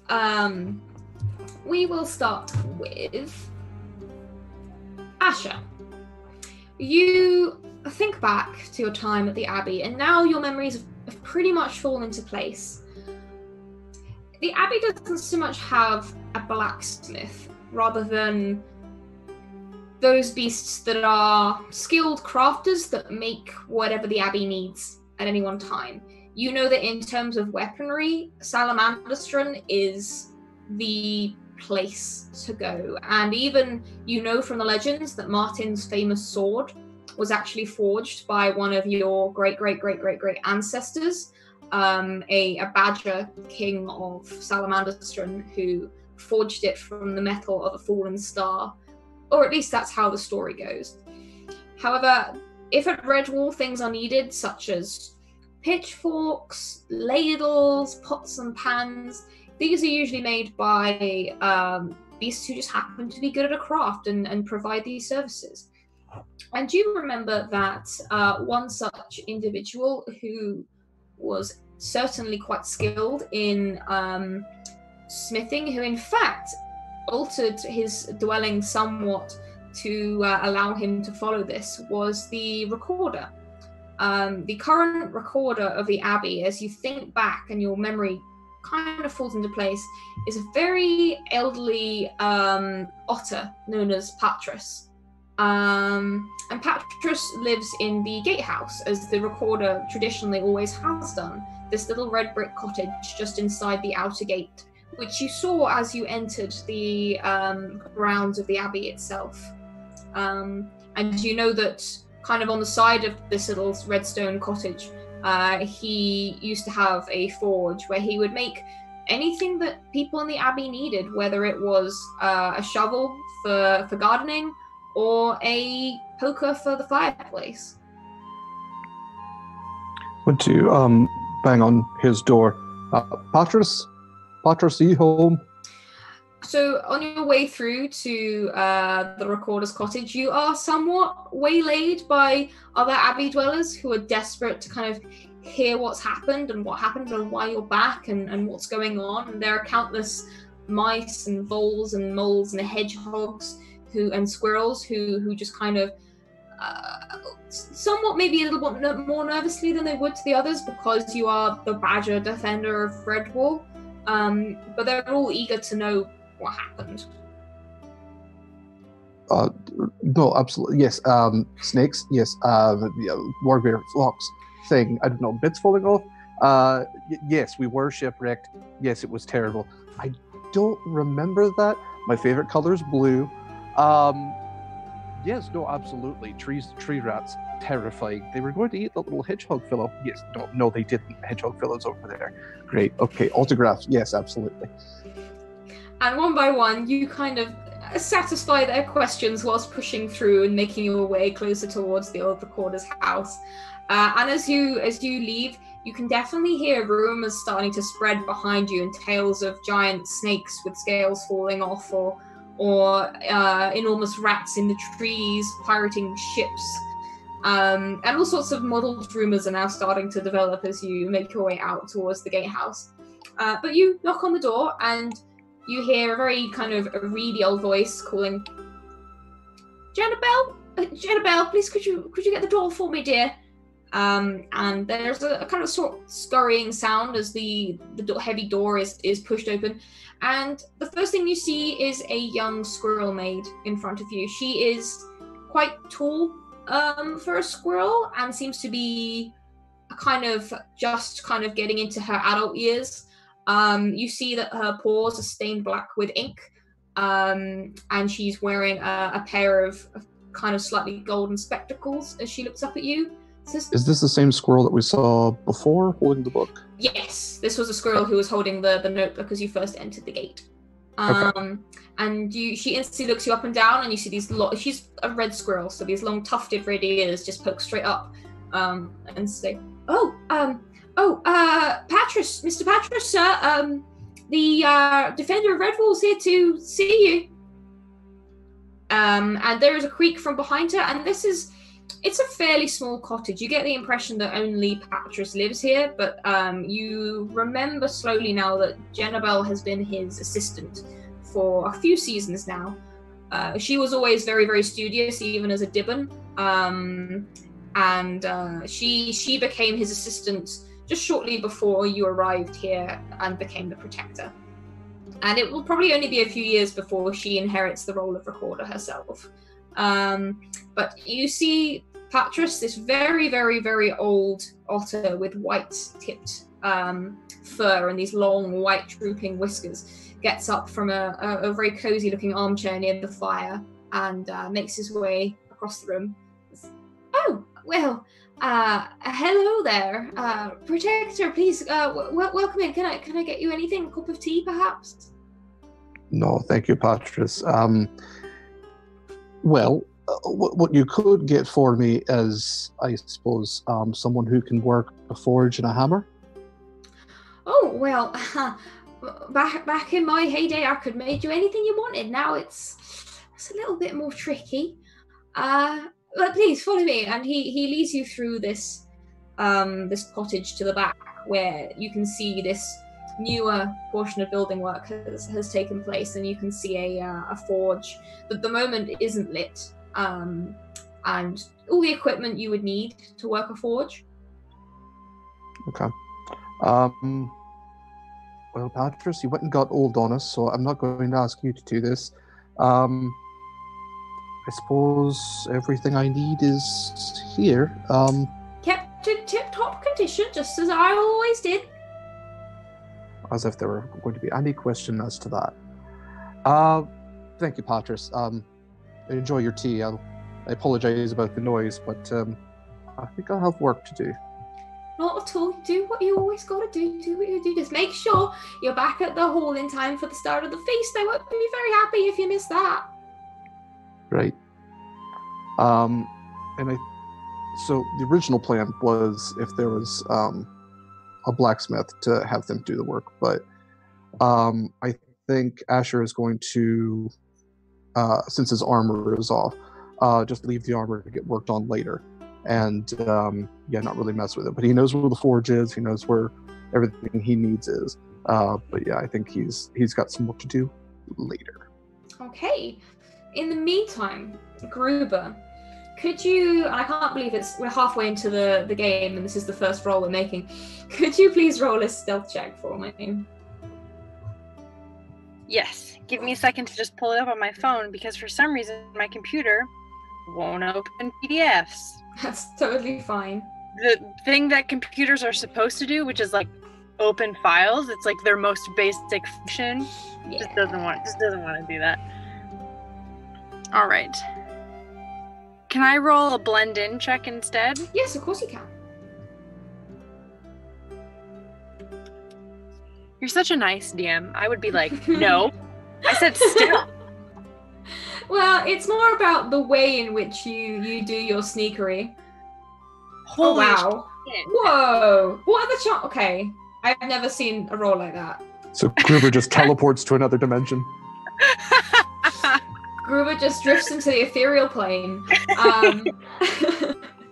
Gruber, you are nigh on invisible as you manage to, in fact, as you exit the infirmary, you remember that there is one of the lowest dormitories on the first floor. There is a large window next to a very tangled, long ivy plant that grows all the way down to the flower beds underneath, that you remember from before you left you would use to leave the abbey without being seen.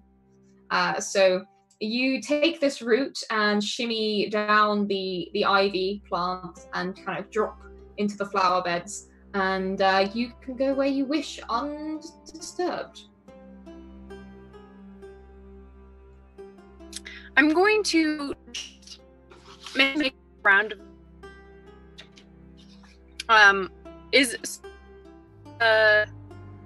can you guys still Every other word at the moment. Okay. I got a message. Connection is on. I want to make a first exited the medical bay. Sorry, that's Star Trek lingo. When I exited the infirmary, did I exit immediately out into like an enclosed yard? So essentially, you went into a corridor, then across to an empty dormitory, out the window, and you shimmied down to the flower bed, which it's in like essentially between the abbey and the outer walls. You have kind of a well-kept garden, essentially. The whole thing is kind of an enclosed yard, but you can kind of think of it like the gardens you would have to an old country estate. Yeah, so I'll just make a round of that perimeter, Okay. kind of close to the hiding in the bushes for as long as I can. Yeah, you And can certainly do that. Yeah, just see like how many points of entry there are, and then also how many people are in this garden area and what they're doing. Kind of like watching people asks and seeing if I have any memories of me doing the same thing or watching my family do the same thing. Yeah, of course. Okay, make an awareness check for me, please.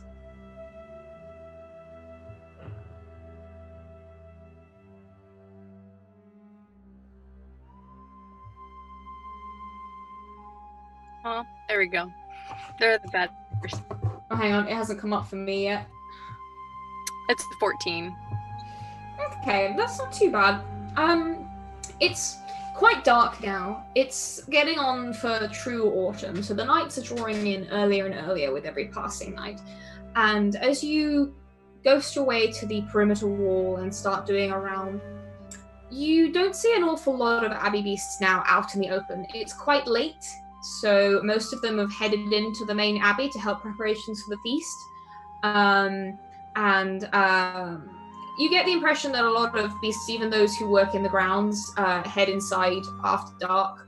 And pretty much everyone who lives here at this abbey lives and sleeps in the main central building. There aren't an awful lot of other buildings here.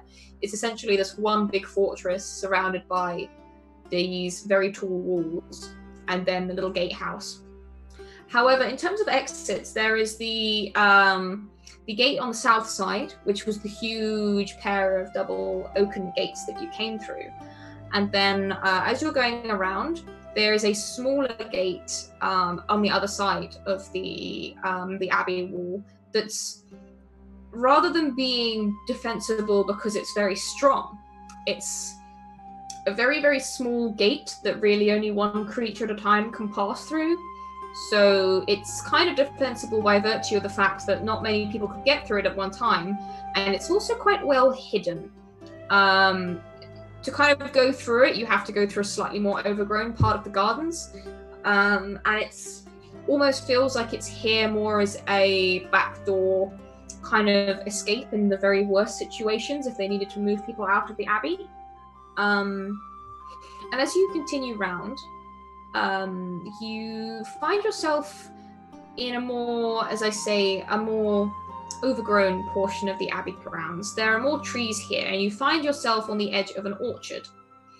It is now mid-autumn, so many of the fruits have already been harvested, but you do see some late autumn apples still unpicked on these very ancient-looking trees. You also come across various other shrubs growing. You find mulberry bushes, blackberry bushes, a lot of carefully maintained brambles to harvest the blackberries for all sorts of baking purposes, and cordials probably as well. And then after a little bit of kind of sneaking around this perimeter wall in this heavily gardened area of the grounds, you hear voices.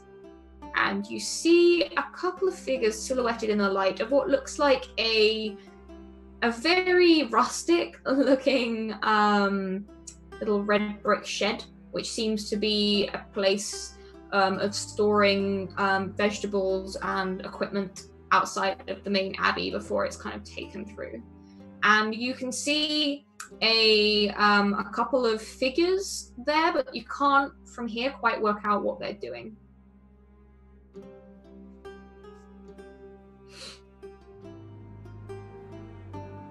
no, have we lost Gruber? Gruber. See me again? Oh, yes, I could just hear you for a second. No.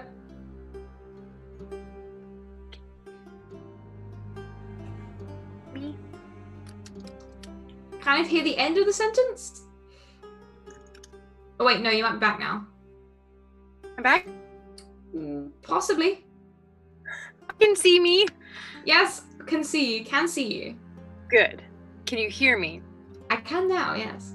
Good. Okay. Are we good? I think we're I think good. so. I think we're good. The last thing I heard was that there was the shed.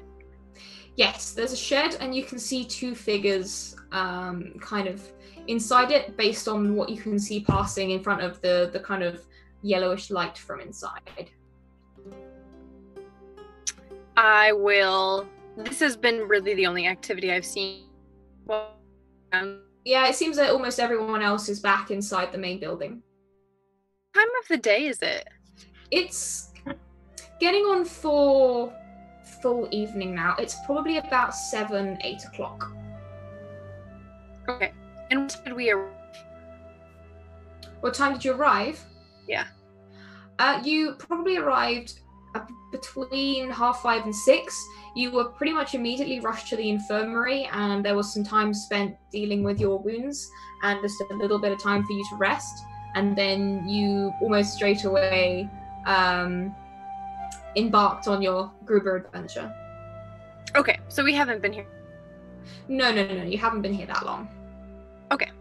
I will approach the shed and is there a... or is it... Yeah, there's a window on either side. It's not like a dark little storage shed. It looks like it's a shed where you could do a bit of kind of woodworking or something inside if you wanted to. It's got a bit of space to it. Okay.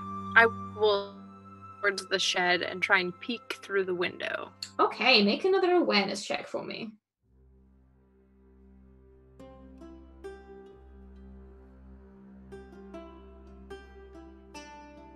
It's if it hasn't popped up already. What was it, sorry? 13. 13, okay. Again, still enough. You peek your little mole eyes up above, and even with your mole-ish eyesight, you are able to see what's going on inside. And now you're closer, you can just about hear as well. The door is slightly ajar, so you can hear the sounds from inside. And as you're kind of watching at the window, you kind of feel your breath mist up a little bit as you realize that it's getting quite chilly. It's that time of autumn evening where it starts to get really crisp. But inside you can see two moles. And as soon as you see them, you feel a kind of gut punch of recognition. They are both quite small. They're both very, very round and have these very soft, kindly faces. And they're fussing over something, but it looks like they're kind of hurrying to try and finish. And you are kind of trying to kind of get a vantage point to see through, and you just about make out what looks to be almost an arrangement of kind of autumn harvest veg that have been put together in this really adorable scene, almost on this platter that looks like they are secretly trying to prepare. And you can kind of see that it looks like they've kind of carved from root vegetables or kind of put together with little cocktail sticks or something like that. A little scene, and you see it has 4 little figures making their way through some woods. You see a rather adorably carved turnip in the shape of a big badger with these great big black eyes, carrying a little shield and a baby parsnip sword. And you see a long otter that looks like it might have been made from like a sweet potato or something as a base, with this almost comically over-expressive, happy kind of colon 3 face going on. And then there is what looks like a kind of like a smaller, maybe like a very small baby Swede or something that's had all of these little sharp sticks stuck into it for all of the spines. There is a little Anastasia there as well, and you can see they've tried to put like a very pretty napkin around her, like a very elegant cloak. But right in the middle, and definitely given pride of place, you can see there's this little beetroot that's been given little pink arms and legs with this big happy smile right in the center. And you're pretty sure that's meant to be you. And they're kind of fussing over it, and you see like the one of the moles kind of leans in to try and adjust it, and the other one kind of bats his paw away and says, no, if we don't get it done in time, we're not going to be able to present it to them when they come down from the infirmary. It's got to be perfect, you know. We have to make sure our son comes back to the very best feast, and we want to make sure he feels welcome and he doesn't want to leave again. And there's just this kind of fussing from these two moles as they are putting together this almost what you reckon is probably the centerpiece to the feast that's going to happen very soon.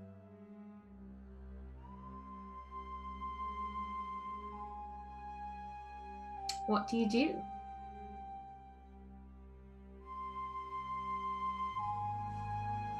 Assuming you're still with us. Okay. I heard I've been here, but you keep going in and out. So, friendly-faced mole. There are two friendly-faced moles. And what was the thing that they said? Was the last thing that they said? So basically, the last thing you heard was the one with this deep kind of feminine, slightly feminine voice, telling the other that this arrangement has to be perfect to present to their son, so that he feels welcome coming back to Redwall and doesn't want to leave again. Okay. And I heard there's a baby Anastasia. Yeah, there's basically what they've done is they've made this decorative centerpiece for the feast tonight with each of you made out of vegetables. Like very like haphazardly putting everything together. Okay. Yeah. So I can reasonably assume that these are my parents. Yeah, and you feel that recognition and that kind of sense of familiarity with them. Okay. Going to I'm a little bit longer. Mm-hmm. Not a long time. It's kind of watch them and gather my constitution. And feel that they've gotten to like a stopping point, like when they're not fiddling with anything, because I don't want to barge in and spook them, and then all of a sudden all of the care off and there are no more vegetable renderings of us. I'm going to duck out the window because it would be creepy if I knocked on the window, and I'm going to knock on the door and then wait. Okay, immediately as soon as you knock on the door, there's this like nervous silence, and then the masculine voice kind of calls out, hello? Hello, it's me. Your son? Gruber, you're meant to be up there in the infirmary. What? And then it's like this sudden kind of slight panic scrambling as you clearly hear with your awareness, they grab like a cloth from off the side, and you hear it being kind of thrown over what you assume is what they've just been working on. Say, come right in. I will. The door was already open a crack, so I'll kind of slowly inch it open just so there's enough space for me, and I'll saddle it. They both kind of face you. You see behind them on the table was this decoration they were working on that they've just kind of put this sheet over very obviously. And they're both just kind of beaming at you, looking a little bit embarrassed maybe. But you see your mom kind of looks to the mole next to her and grins at you and says, Why ain't our Gruber looking so big and strong? I swear he's at least 3 inches taller than he was when he left. And starts to kind of, there's this little bit of almost resisting the urge to kind of sob a little bit as you see these big tears in the corner of her eyes. Was it mentioned to us how long we had been on? Based on what Asher kind of worked out, and from how long he'd been gone from Salamanderstrin, you think it's probably been about 2 weeks. Oh, maybe not like a huge amount of time, but still quite long for someone to be missing. Right. Well, I'm here now. Fine, as you can see. And almost as soon as you say that, it seems like they kind of struggle to hold themselves back, and they both kind of cluster over to you and give you like a really big hug. And your mum is properly sobbing at this point. And your father is as well. He almost like tries not to, and then kind of the waterworks just kind of turn on. And these 2 moles are both very, very soft, round moles. They do not seem to be the outdoorsy kind of survivalist type at all. And they're just kind of almost fall to pieces as soon as they properly start to embrace you.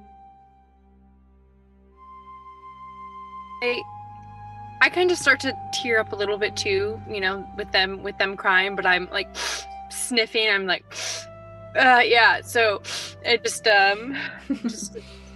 you know, duty called and had to leave and adventure, you know. So okay, good job. No anything. So I was only scared for some of it.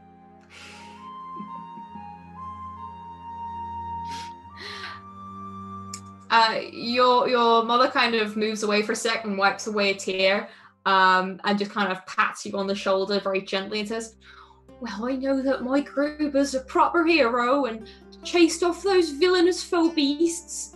And just starts like listing off all these things. And it seems like there might have been some rather exaggerated tales whilst you were gone of your exploits.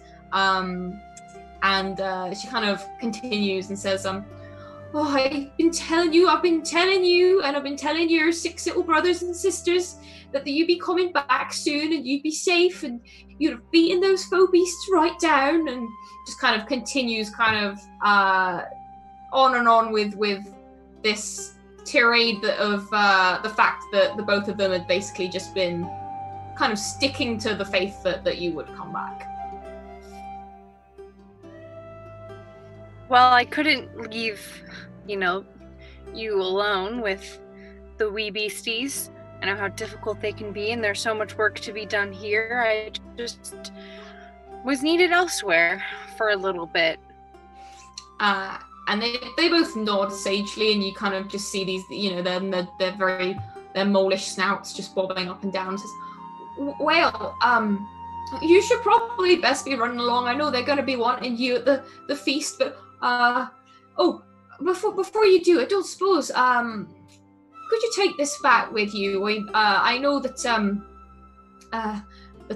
Brother Russet will be wanting it in the kitchens as part of the feast," and they move over to pick up this tray with the cloth thrown over it to pass to you. Says, "Whatever you do, don't go looking under that cloth now. It's secret." I take it from them and rearrange the cloth so it is more like it's centered so it doesn't fall off, and I'll turn to leave the shed, and then as I'll back with the tray in my hand, and as I'm leaving, I'll just ask, did I not even leave a note when I left? Well, the volunteers, you see, we didn't really know you was gonna step forward for it. You always were the heroic sort, but well, a lot happened very quickly, you see. I think everyone underestimated how dangerous it was going to be, really. we were very, very proud of you for volunteering in the first place. Don't get us wrong. One of our own stepping up to help defend the Abbey. After all, we only came here a few seasons back. It's the least we can do to make for the wonderful hospitality we've been shown.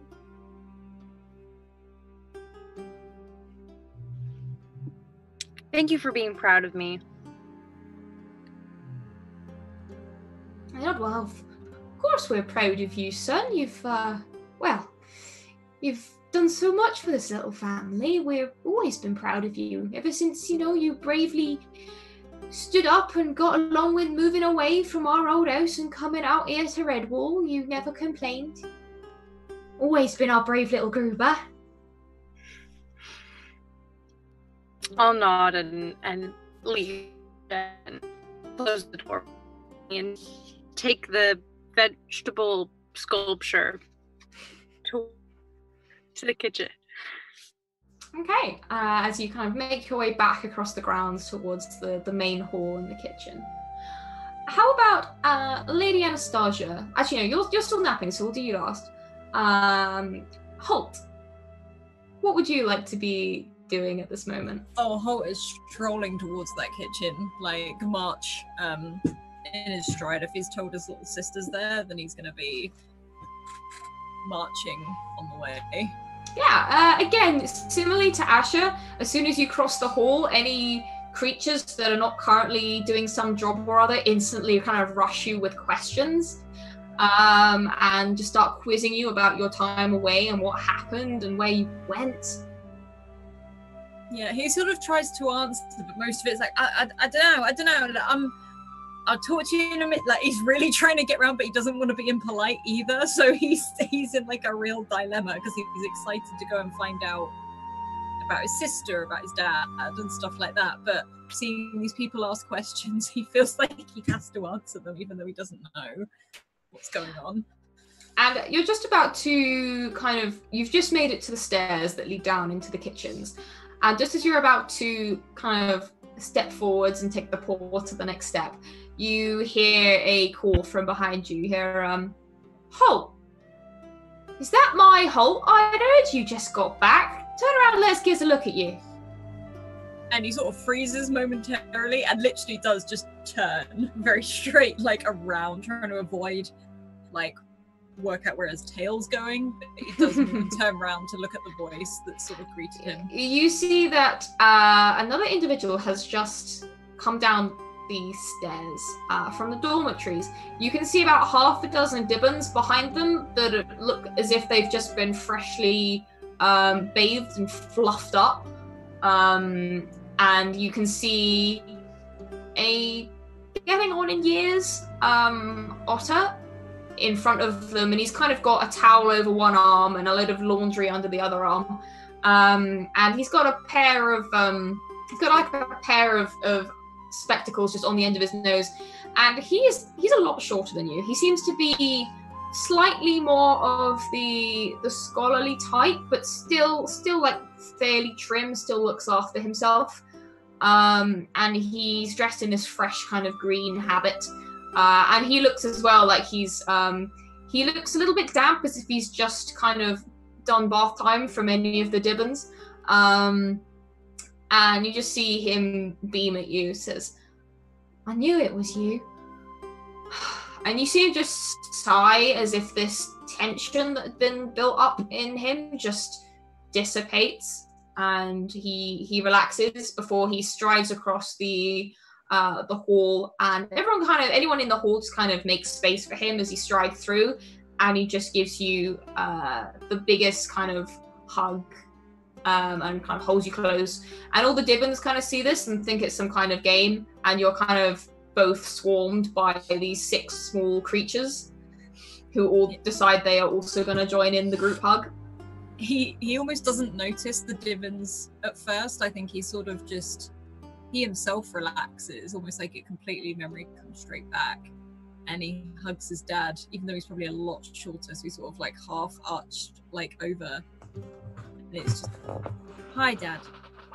And he gives him a really tight, maybe a little bit too tight, and quickly like pulls back and he probably stays there for a while until he realizes there's a Dibbon slowly creeping up, like the side of his dad's back, and is like makes eye contact. They're like with spiders. it. Yeah, sort of like makes eye contact with this Dibbon, and he sort of pushes his dad back.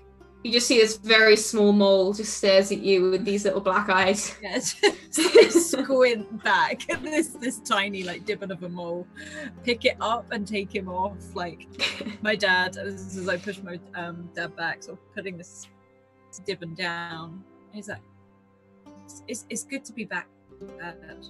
It's very good to have you back too.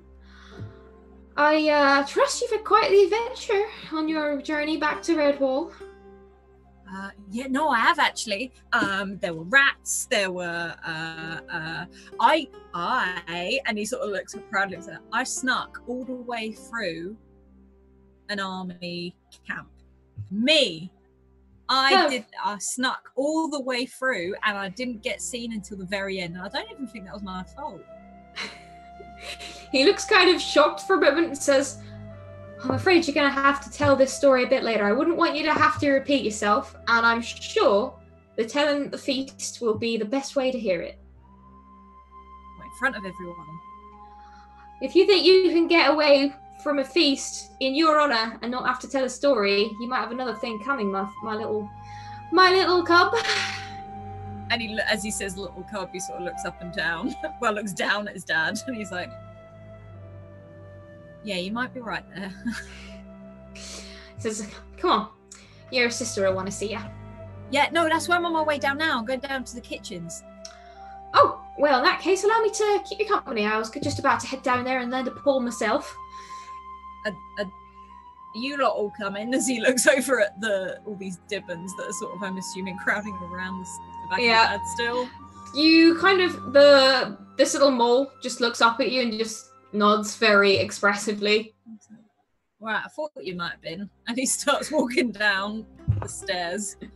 And your dad kind of follows behind, and you hear him. It seems that he's often put kind of helps looking after the Dibbons quite a lot, because they seem to have this. It's either that they respect him or they see him as part of their pack. You're not sure, but he kind of organizes them into a neat line so they don't get stepped on by anyone, and kind of makes sure they're always out of the way of anything hot as you descend into the kitchens. And the scent that hits you as you kind of open out into this vast kind of cavernous room, it almost kind of bowls you over with the rich, sheer amount of flavors and smells that kind of assail you. You can see there are creatures here working on incredible kind of pastries and cakes and flans, or putting the finishing touches on deep dishes of stew, or like fresh kind of onion bread, or like any number of countless dishes. And you see on the other side of the room, you see a very young otter who's definitely not fully grown yet. She's helping a slightly elderly, kind of middle-aged to elder, a hedgehog lady, taking this very large fruit cake out of one of the ovens. You see she's wearing these kind of oven gloves that are way too big for her paws as she does so. Yeah, I think Holt watches her for a moment, just like almost doesn't realize he's squinting, but it's like he remembers, but he's just making sure so he doesn't, and he looks like he's going to rush over, but again, remembering his size, remembering his tail, and the fact that there's a lot of hot things in here, he pauses for a moment, and he's sort of like, "Tetra, is that you?" And as soon as you kind of say that, you see her tail just goes like bolt straight, and you kind of remember this is a kind of like a habit whenever she's kind of surprised. And then she looks around at you, and you see her narrow her eyes, and then she looks back at the hedgehog she was assisting with the cake, and makes sure that they kind of get it onto a table safely. And she quickly says, "Sorry, Mother Crespin, I'll be right back." And then she dashes almost on all fours, slides under the table, to kind of cross the room quickly. Kind of draws herself to her full height in front of you, which is probably her head is at least like a foot under yours, and then gives you a full throttle smack with the oven glove. Like a proper wallop. And he sort of like blinks a couple of times. He's like, "Is this how we greet each other?" He says, "You just up and disappear in Mossflower Woods and expect me to be all sunshine and roses when you get back?" And he sort of like blinks a couple of times, not realizing what's happening. He's like, "I didn't expect to be kidnapped." Like, as he sort of do you realise you leave me to look after Dad and the kitchens on my own? You swan off and have some grand adventure. I didn't do no swanning. Like, and he sort of points at her. I did no swanning. I don't know quite yet what happened, but it was not swanning. Like, and he's not angry, but he's like just getting louder and louder. You see that like a lot of eyes in the kitchen have now turned to you two, and your dad kind of slowly pops up between the two of you and just tries to like diffuse the situation. Like, how about we use our Indale voices, kids, please? Sorry, Dad. And he sort of looks round him. He's like, "But I weren't swanning." She kind of huffs, and you see like her long tail just kind of tapping on the ground agitatedly, and she says, "Well, some of us have got work to do rather than adventuring around woodlands." And she just kind of turns, puts her snout up in the air, and goes back to like helping with the kitchens. Although you can kind of see that her eyes are a little bit teared up, and she looks like she's very kind of not pink in the face because she's got a furry face and you can't tell. But her nose is twitching, and she looks like she's basically trying to cover up the fact that she might start kind of sobbing soon and just kind of blustering over the top of it. Yeah, he sort of walks over slowly, like as like a bit of a sigh, and I'm assuming she's a lot smaller than him. Yeah, so young as well. She's a lot younger than you. There's a bit of an age difference between you, and you get the impression that she's probably of an age where she's just now starting to have proper responsibilities and have kind of stuff to do, as opposed to that stage between being a Dibbon and properly like treated as an adult. And he sort of reaches around and gives her a hug, and he's like, "Look, I'm sorry. I don't know what happened. If it was bad, I'm sorry." She just kind of sniffs and goes, "I know you didn't mean to go running off into the woods, you great big lug. I just wish you could have given me more warning."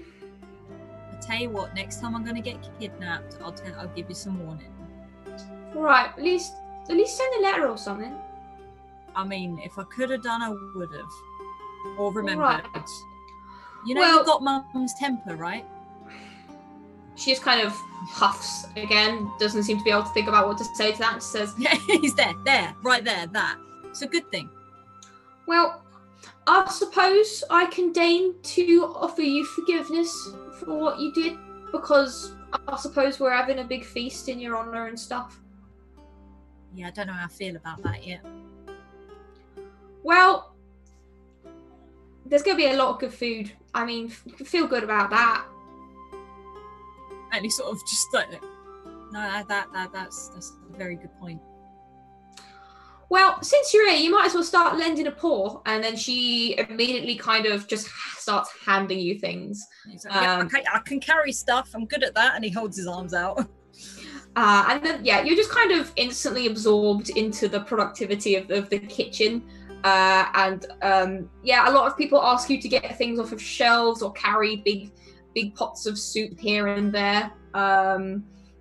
And your father just kind of watches you as you just ease straight back into just working the kitchen with your little sister. And then notices that the little mole is about to jump into one of the pots of stew and has to instantly go on a rescue mission before everything dissolves into chaos. Meanwhile, Anastasia, you are just about waking from your nap at this time. And I like to think that she wakes up sort of like a Disney princess. Yeah, just Does a little calling the birds towards her, but there aren't any. It's just sad. She's gonna sort of shuffle her dress and like pick up some extra bits, and she's gonna start tying some little ribbons in her spines and sort of primping herself up, making sure she looks nice and proper. And she's gonna make her way downstairs, thinking no one else is here. It must be. And I feel very refreshed, and after having slept on a real bed for the first time in 2 weeks. You feel very revitalized as you slowly make your way downstairs. And as soon as you find yourself in the hall, there are beasts kind of scurrying around. You can see some of them are now moving tables out. You can see like tablecloths and various place settings are being brought out, along with lots of cushions and smaller tables for the youngsters and the Dibbons. And as soon as you kind of enter the room, there's almost like not quiet, but a lot of creatures of the Abbey kind of look at you, and then quite a few of them then kind of just trot over and start kind of asking similar questions, like, "Well, what happened? Where did you go? We didn't know if you were coming back." And a lot of them seem to be younger creatures at the Abbey, especially, and like Coriam has joined them and seems to just be. Coriam seems to have this smugness almost that he got to travel with the Lady Anastasia, as she's now been knighted as a dame. And there's just this slight awe and reverence towards you that maybe you hadn't enjoyed before. Yes, well, I'm a seasoned adventurer now, and a lady at that. And let me tell you, you ever come up against a nasty frog? Garden shears. That is the answer. So all you need is my words of wisdom. All you need is garden shears. Yes. It was frightful, obviously, but luckily I had people to hold my bags. No, I didn't have any bags. I was shipwrecked. I definitely. As soon as you say shipwrecks, that just starts another barrage of questions about, like, oh, were you a pirate? What happened? Yes, I was. Let me tell you this tale. We were in the woods, and we were running, and we thought, why are we running? Let's just become pirates. And I found us a ship and decided to be the captain of said ship. And I brought my friends along. Turns out I'm not a great captain, and our ship was shipwrecked. And we ended up bonking our heads quite hard, and I'm only just now remembering all the stuff that happened. And that's why I now remember that I was the captain of a pirate ship. Yes, indeed. And Gruber, he was the first mate. Very, very good at that job, yes. Sneaky, could, sniff out a mutiny at like 5 paces. Yes, it was jolly good fun. Yes, definitely that is what happened. And a lot of them are just kind of processing this with, again, more incredulity. Except Corium kind of looks at you with a bit of a side eye, having heard more tales of what actually happened to you before you got here. And kind of leans in and says, "You weren't really a pirate, were you?" You'll never know. I have excellent persuasion. Actually, yeah, let's see how much they buy this. Roll persuasion. So I have 5, and then I also have charm, and then I get 2 for being, because I took the benefit charismatic. Oh my goodness. So jolly good. So 5, 6, 8.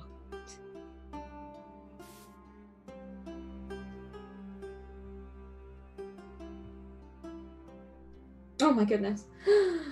Okay, they buy it all, they lap it up. Even Coriam, who kind of had a bit more of an idea of what journey you had been on, is just like, nope, this is the one truth. And he kind of looks even more admiring of you than he had done before, and just kind of puts his paws together and says, "Oh, Lady Anastasia, it's during the feast later.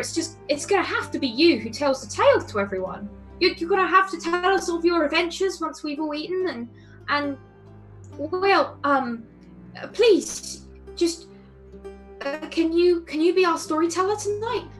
Of course, and that I will have plenty of time to prepare a great story.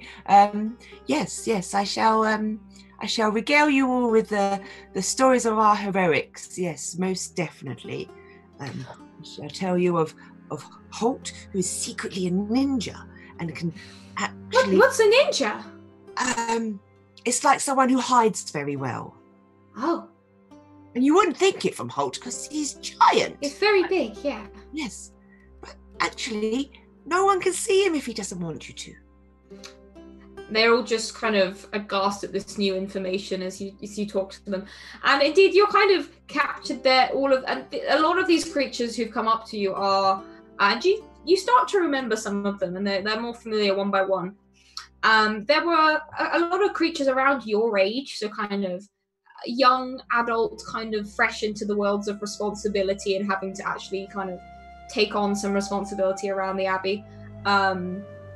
A lot of you would tell grand stories to each other. A lot of you would kind of go off and sneak away from chores that you'd been given by the elders and do your own thing. A lot of them already admired you because of your very kind of confident attitude and your kind of self-assuredness and your talents as well. After all, you taught yourself seamstressing from a young age, and it was something that was encouraged, and you grew very, very good at it. And a lot of them would clamor to ask you to sew things for them or fix things or make things prettier. And you had quite an admiring in the younger creatures of Redwall. And as you are regaling these tales to them, one of the elders walks past, and you see it's actually Sister Cecily come down from the infirmary, and she kind of glances at all of you and says, don't you all have jobs to be doing, preparing for the feast? If I see lazy paws, I'm going to go tell the abbot to call the whole thing off. And as soon as she makes this threat, there is a bit of a scurrying to attention, and Corian kind of grabs your paw and says, I'm meant to be helping move seats and cushions down to Cavern Old. Do you want to help?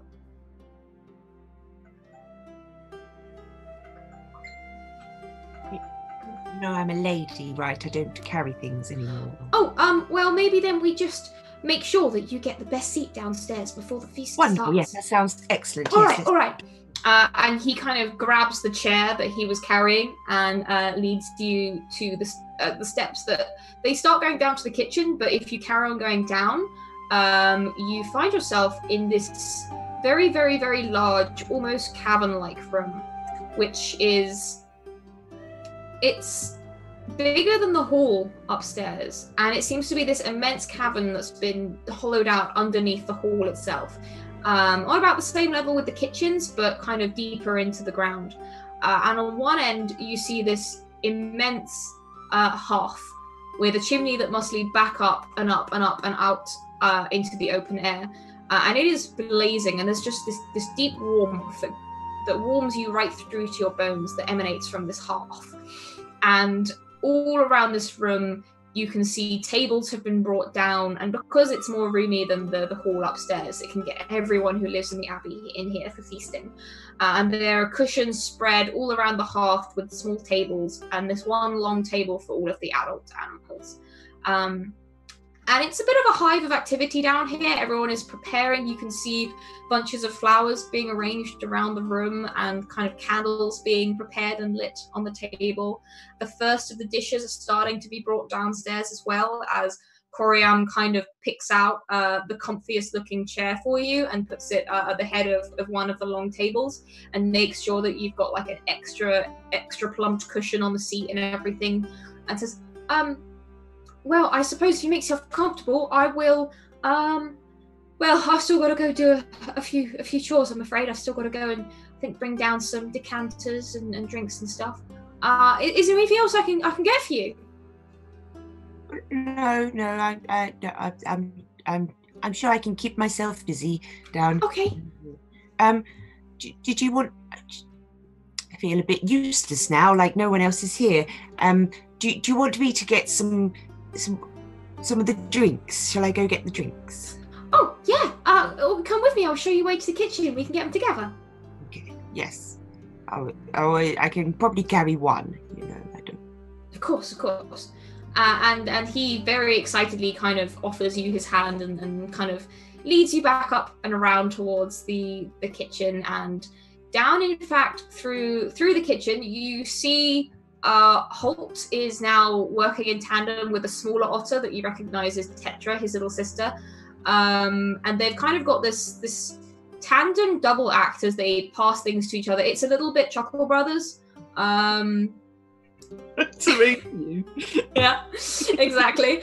And then in the background, you can see his father, Frask, is kind of trying to stop Dibbons from diving into food left, right, and center. And it's a little bit chaotic, but Coriam leads you past all of this and down a smaller set of steps that lead down to the cellars. And you can kind of see that you see a very broad spine back and realize that your dad is down here. And he is testing a new keg of what looks like October Ale, this very dark kind of hopsy scent, as he kind of tests different kegs here and there and kind of prepares decanters and bottles to be taken upstairs.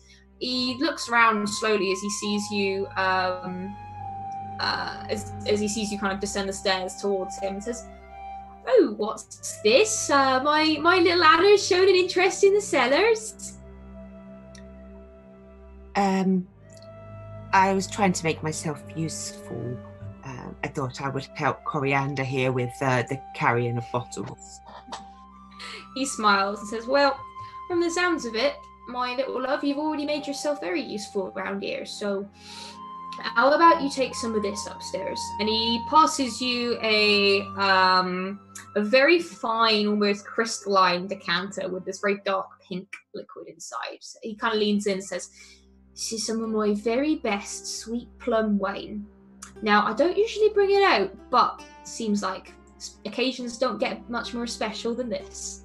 And he kind of ruffles your spines irritatingly. Diddle them! Gonna undo the bows. God, you're being so annoying. I'm a hero now. He just kind of chuckles and leads back as he starts kind of working on the next keg, as he kind of starts tapping the next one and says, "I know, you've always been a hero to me, love, you know that. You don't need to go dashing off into the woods to make me see that you're a hero." Well, I don't really remember why I did it. I'm sure I had a very good reason. He smiles again and he kind of sits down on the stool fairly heavily. "Well, you always were the adventurous sort, and I think I may have been a little bit, well, there were times where I was quite absorbed in my work, and I know you were never that engrossed in the brewing of ales and wines, so didn't always maybe see me as much as you wanted to. And, well, myself and your mom, we just don't want you to feel like you have to do anything big or dangerous to make us see you. We always see you, love, and I'm sorry I didn't maybe spend as much time with you before as I should have done. But I promise, after tonight, you can show me all of that fancy embroidery and needlework you've been working on, and I'd love to see your work. I heard it's very beautiful. I never really had a chance to have a look through all of it before you left." Okay, sure. Yeah, I mean, I'm not cut out for the adventuring malarkey, I don't think. I may have accidentally agreed to go with some cannibals to their camp. So I'm not sure that I have the adventuring wits that one would need. I'm sure most other adventurers would have not agreed to do that. So it's possible that maybe I should,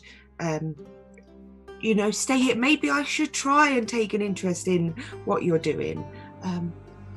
Or at least, make you a nice apron.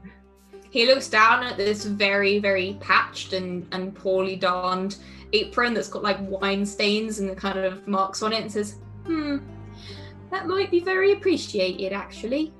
Just do Please whatever wipe makes you happy, Anna, okay? Oh, sorry, it's Lady Anna now, isn't it? Anastasia. Anastasia, I'm sorry. Always use your full name. Yes. Well, like, I didn't run off because you work hard. Like, don't want you to think that. He pulls you in for just a big hug, and this time it's not such a intense, Where's squeezy my hug. dress? He says, "Oh, I'm sorry. Look, I promised none of these stains are fresh. It's not gonna get. All right, I'm sorry." And this looks a little bit sheepish, but he's smiling. And says, "Just want you to be happy, okay, Anastasia? Yes. Well, And make sure you do what makes you happy, and not anyone else, and not to feel like you have to get attention. Because just come and show me what you're doing, and I'll always take a look, take an interest." Okay. Well, I made some very nice cloaks while we were on the road, so I'll show you those at some. Oh, I'd love to see them. Lovely. Well, I will take this plum wine back to the place then, and I'll go find everyone else. He beams and just kind of smiles, and Corium, who has been kind of slightly nervously hovering at the periphery of this, just kind of grins at you and says, "Well, I've heard that specialty wine of your dad's pretty killer. We should probably well, don't put it near the otters. That's what I've been told. Anyway, let's go back. Let's go back." And he's meanwhile grabbed like one of these little kegs of some kind of other drinks and is ready to kind of head back as well. Okay, let's go. Okay, and the two of you make your way back towards Cavern Hole, which is where the feast itself is to be held. And the time passes, and the productivity of the Abbey it's not so much like a well-oiled machine, such as it is somewhere where everyone who works there takes immense pride and joy at whatever it is they do. The cooks down in the kitchens of Redwall, including Anastasia's mother, Crespin, and a few other members of the kitchen, including a couple of mice and a squirrel called Cassie, Yarrow, and Figgy, who were kind of assisting at this point with Holt and Tetra in preparing all of the meals and all of the pastries. Before long, it becomes time to bring them all through to Cavern Hall. And by this point, almost everyone has now gathered there. All four of you have kind of either been swept up or made your way there. Asher, Patras, and Jenabel kind of... It almost seems like they just know when dinner time is, and they kind of prompted you to come with them, and they brought you over to Cavern Hall and fended off most of the most abject questioners. And you all make your way to the feast. And of course, Anastasia, you already have your seat, pride of place, at the head of the table, comfiest seat in the house. The rest of you are sitting around her. Asher, you've been found a big badger chair that fits you just about. And you're sitting next to Anastasia, and on your other side is Gruber. You brought back the centerpiece of the feast, with which was unveiled with a flourish by your parents, and they were very, very kind of bashful about the whole thing, and there was lots of kind of shifting about, but everyone cheered as soon as it was unveiled, as it shows the four of you marching proudly as the heroes you are back to Redwall. How good of a job did they do? It's actually pretty good. It's very, very endearing. It's not a masterpiece, but it's something everyone can kind of nod and say, "That's really nice." Fair enough. Yeah. And everyone is now kind of gathered, and the four of you are together. And the platters that pass in front of you, there are more than you could count, and endlessly younger creatures come up to you with plates and offer you trying things, especially the youngsters who've had a hand at trying to cook things themselves, are desperate for the heroes to try and sample things that they've made. There are tankards and tankards of October ale, cordials. Gruber, you find that the mole specialty, deeper and ever turnip and potato and beetroot pie has been cooked up, and you instantly remember this was probably one of your favorite foods before you left. There are ample stocks of shrimp and hot root soup that are served up to mostly the otters enjoy this very spicy dish, but you notice that the abbot seems to have a bit of a penchant for it as well. There are numerous salads, there are pastries, mushroom turnovers, leek flans, quiches, and you are all immensely full even before the dessert course gets around. But eventually, the food is cleared away, and you feel yourselves immensely full with very bloated bellies. Before Anastasia, you find yourself called on and almost cheered on by the younger creatures who gladly tell everyone that you are going to tell the tale of how you came back to Redwall and what happened to you on your journey. And I do that. I embellish it super loads. And there's like fight scenes and like high kicks and then I encourage Asha to sing some songs about everything. Please, you sing some songs, and then I'll do some, and I'll teach everyone that hair dance that I was forced into learning, and I'll tell battles on the high seas, shipwrecked, and then frogs and other things. Holt is clapping along with whatever happens, not really understanding, but he's going for it. Yeah.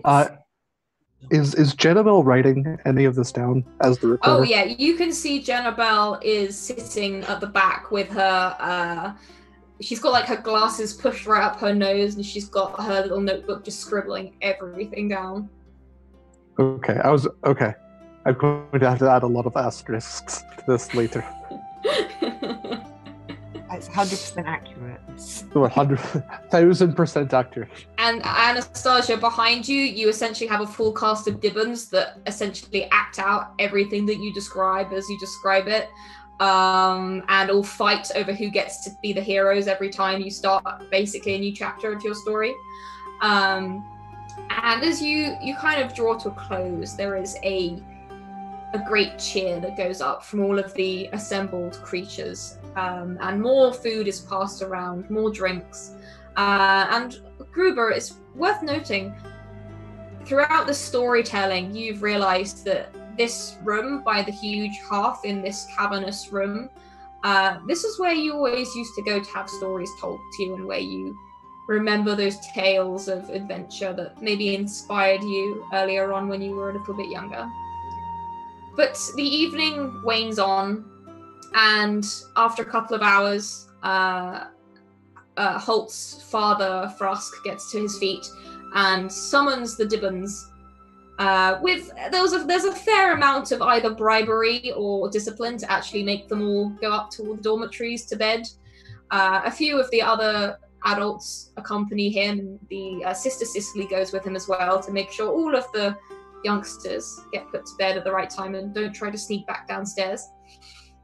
And it is a little while after this that you are all still in Cavern Hole. The drinks are still flowing, and it's sort of that state of reverie when you've eaten an immense amount of food, done a large amount of socializing, and everyone is just quieting down a little bit and having their own conversations and is kind of relaxing by the fire.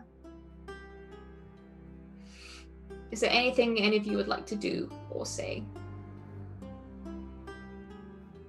Paul will probably end up snoozing by a fire if that ends up happening.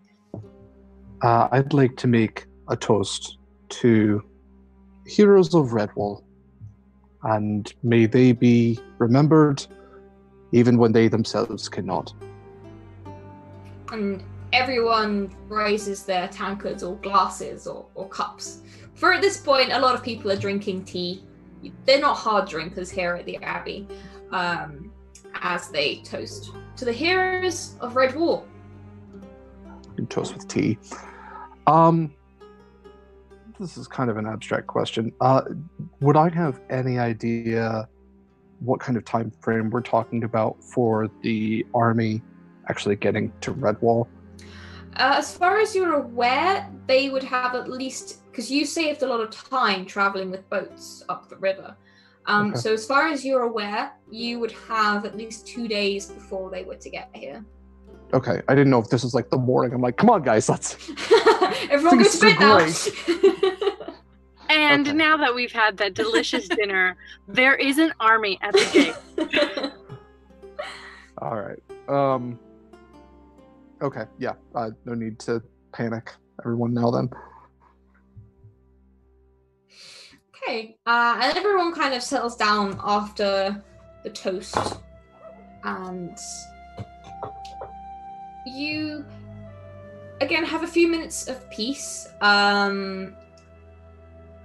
Holt, your father has kind of come back downstairs now. Your sister's gone to bed. It's kind of a bit late for her, but your dad's kind of joined the group and is sitting by the fire.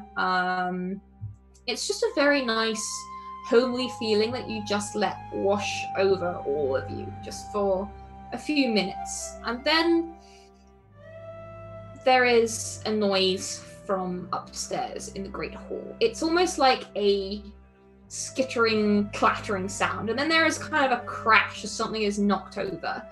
And the abbot, who was sitting near the fire, stands just before a figure kind of walks but kind of falls down the steps from the Great Hall down into Cavern Hole. And all of you see what looks to be a large female sparrow. The bird is very handsomely clad in almost like metallic armor. You can see that the claws and talons have almost got these steel claws which are kind of tied over the top to make them even more vicious.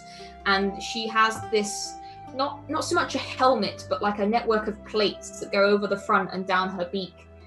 That she looks like every inch a creature that is kind of finds itself in one purpose, and that is to be a warrior. And Asher, you know who this is. This is the Sparrow Queen. Her name is Warbeak, after many of the ruling sparrows keep this name. And you would know that there are a small community of sparrows that live up in the rafters of Redwall. And frequently they act as almost their own kind of group, but they have this alliance with the Redwall in that they live in the roof rafters and provide protection when the Abbey needs it. And this is clearly the leader of the sparrows. And she ungainly kind of clatters down the steps. You can tell that this place is not designed for birds at all, and she's very clumsy with these metal kind of claws that are over her own normal claws as she clatters down the steps into the main room. And the abbot instantly is on his feet, and he walks over to her, and you see that she looks very tired. The abbot kind of raises a kind of a paw and says, Lady Warbeak, are you quite all right? I know you'd been out scouting over the last day or two. What's the matter? And you see her kind of look up, and you see these very sharp warrior's eyes that look up to meet his eyes as she says, that large party of foe beasts, they're only about a day away. Somehow they've managed to move faster through the mossflower woods. They must have had a guides who know the way through the woods. They're going to be here in less than a day. And that, I think, is where we will end today's session. Did we overhear her say that? Yes, she said it kind of clearly to everyone in the room. I spit my drink out. Holt jumps up and knocks off over anyone in the radius of where he comes. Oh, this is awesome. Thank you so much. I think we've only got, what, 2 episodes We have left? 2 left, and I believe this was our last episode with our wonderful Lady Anastasia. But it's been such a pleasure to have you here with us. We're gonna miss our badass hedgehog. We love our hedgehog friend. Who will You've been remind us amazing. of our manners while we're adventuring? We're gonna be so rude now. So that I can, Yeah. No. You could have a nap. It's fine. Oh, an army's coming. I better go sleep. Best time. Hibernate. Thanks so much. Fine. You're like Wonder Woman after World War One. Yeah. Pretty much it. But yes, thank you so much for joining us for this game, Anjali. It's been wonderful to play with you. Just thank you so much for making such a wonderful character. Thank you for the wonderful story. Thank I'm you for really gonna killing, miss you. like, frogs with hedge clippers. That's one of my favorite things so far. But yes, thank you so much. We do only have a few more episodes of this season, which is insane. Otherwise, please go check out our Discord. There's a channel purely for Redwall. We'd love to hear what you think about it. Also, if you've missed any of the episodes or just want to rewatch them, you can find a playlist on our YouTube channel purely for this game, so you can sit there and binge it if you so wish.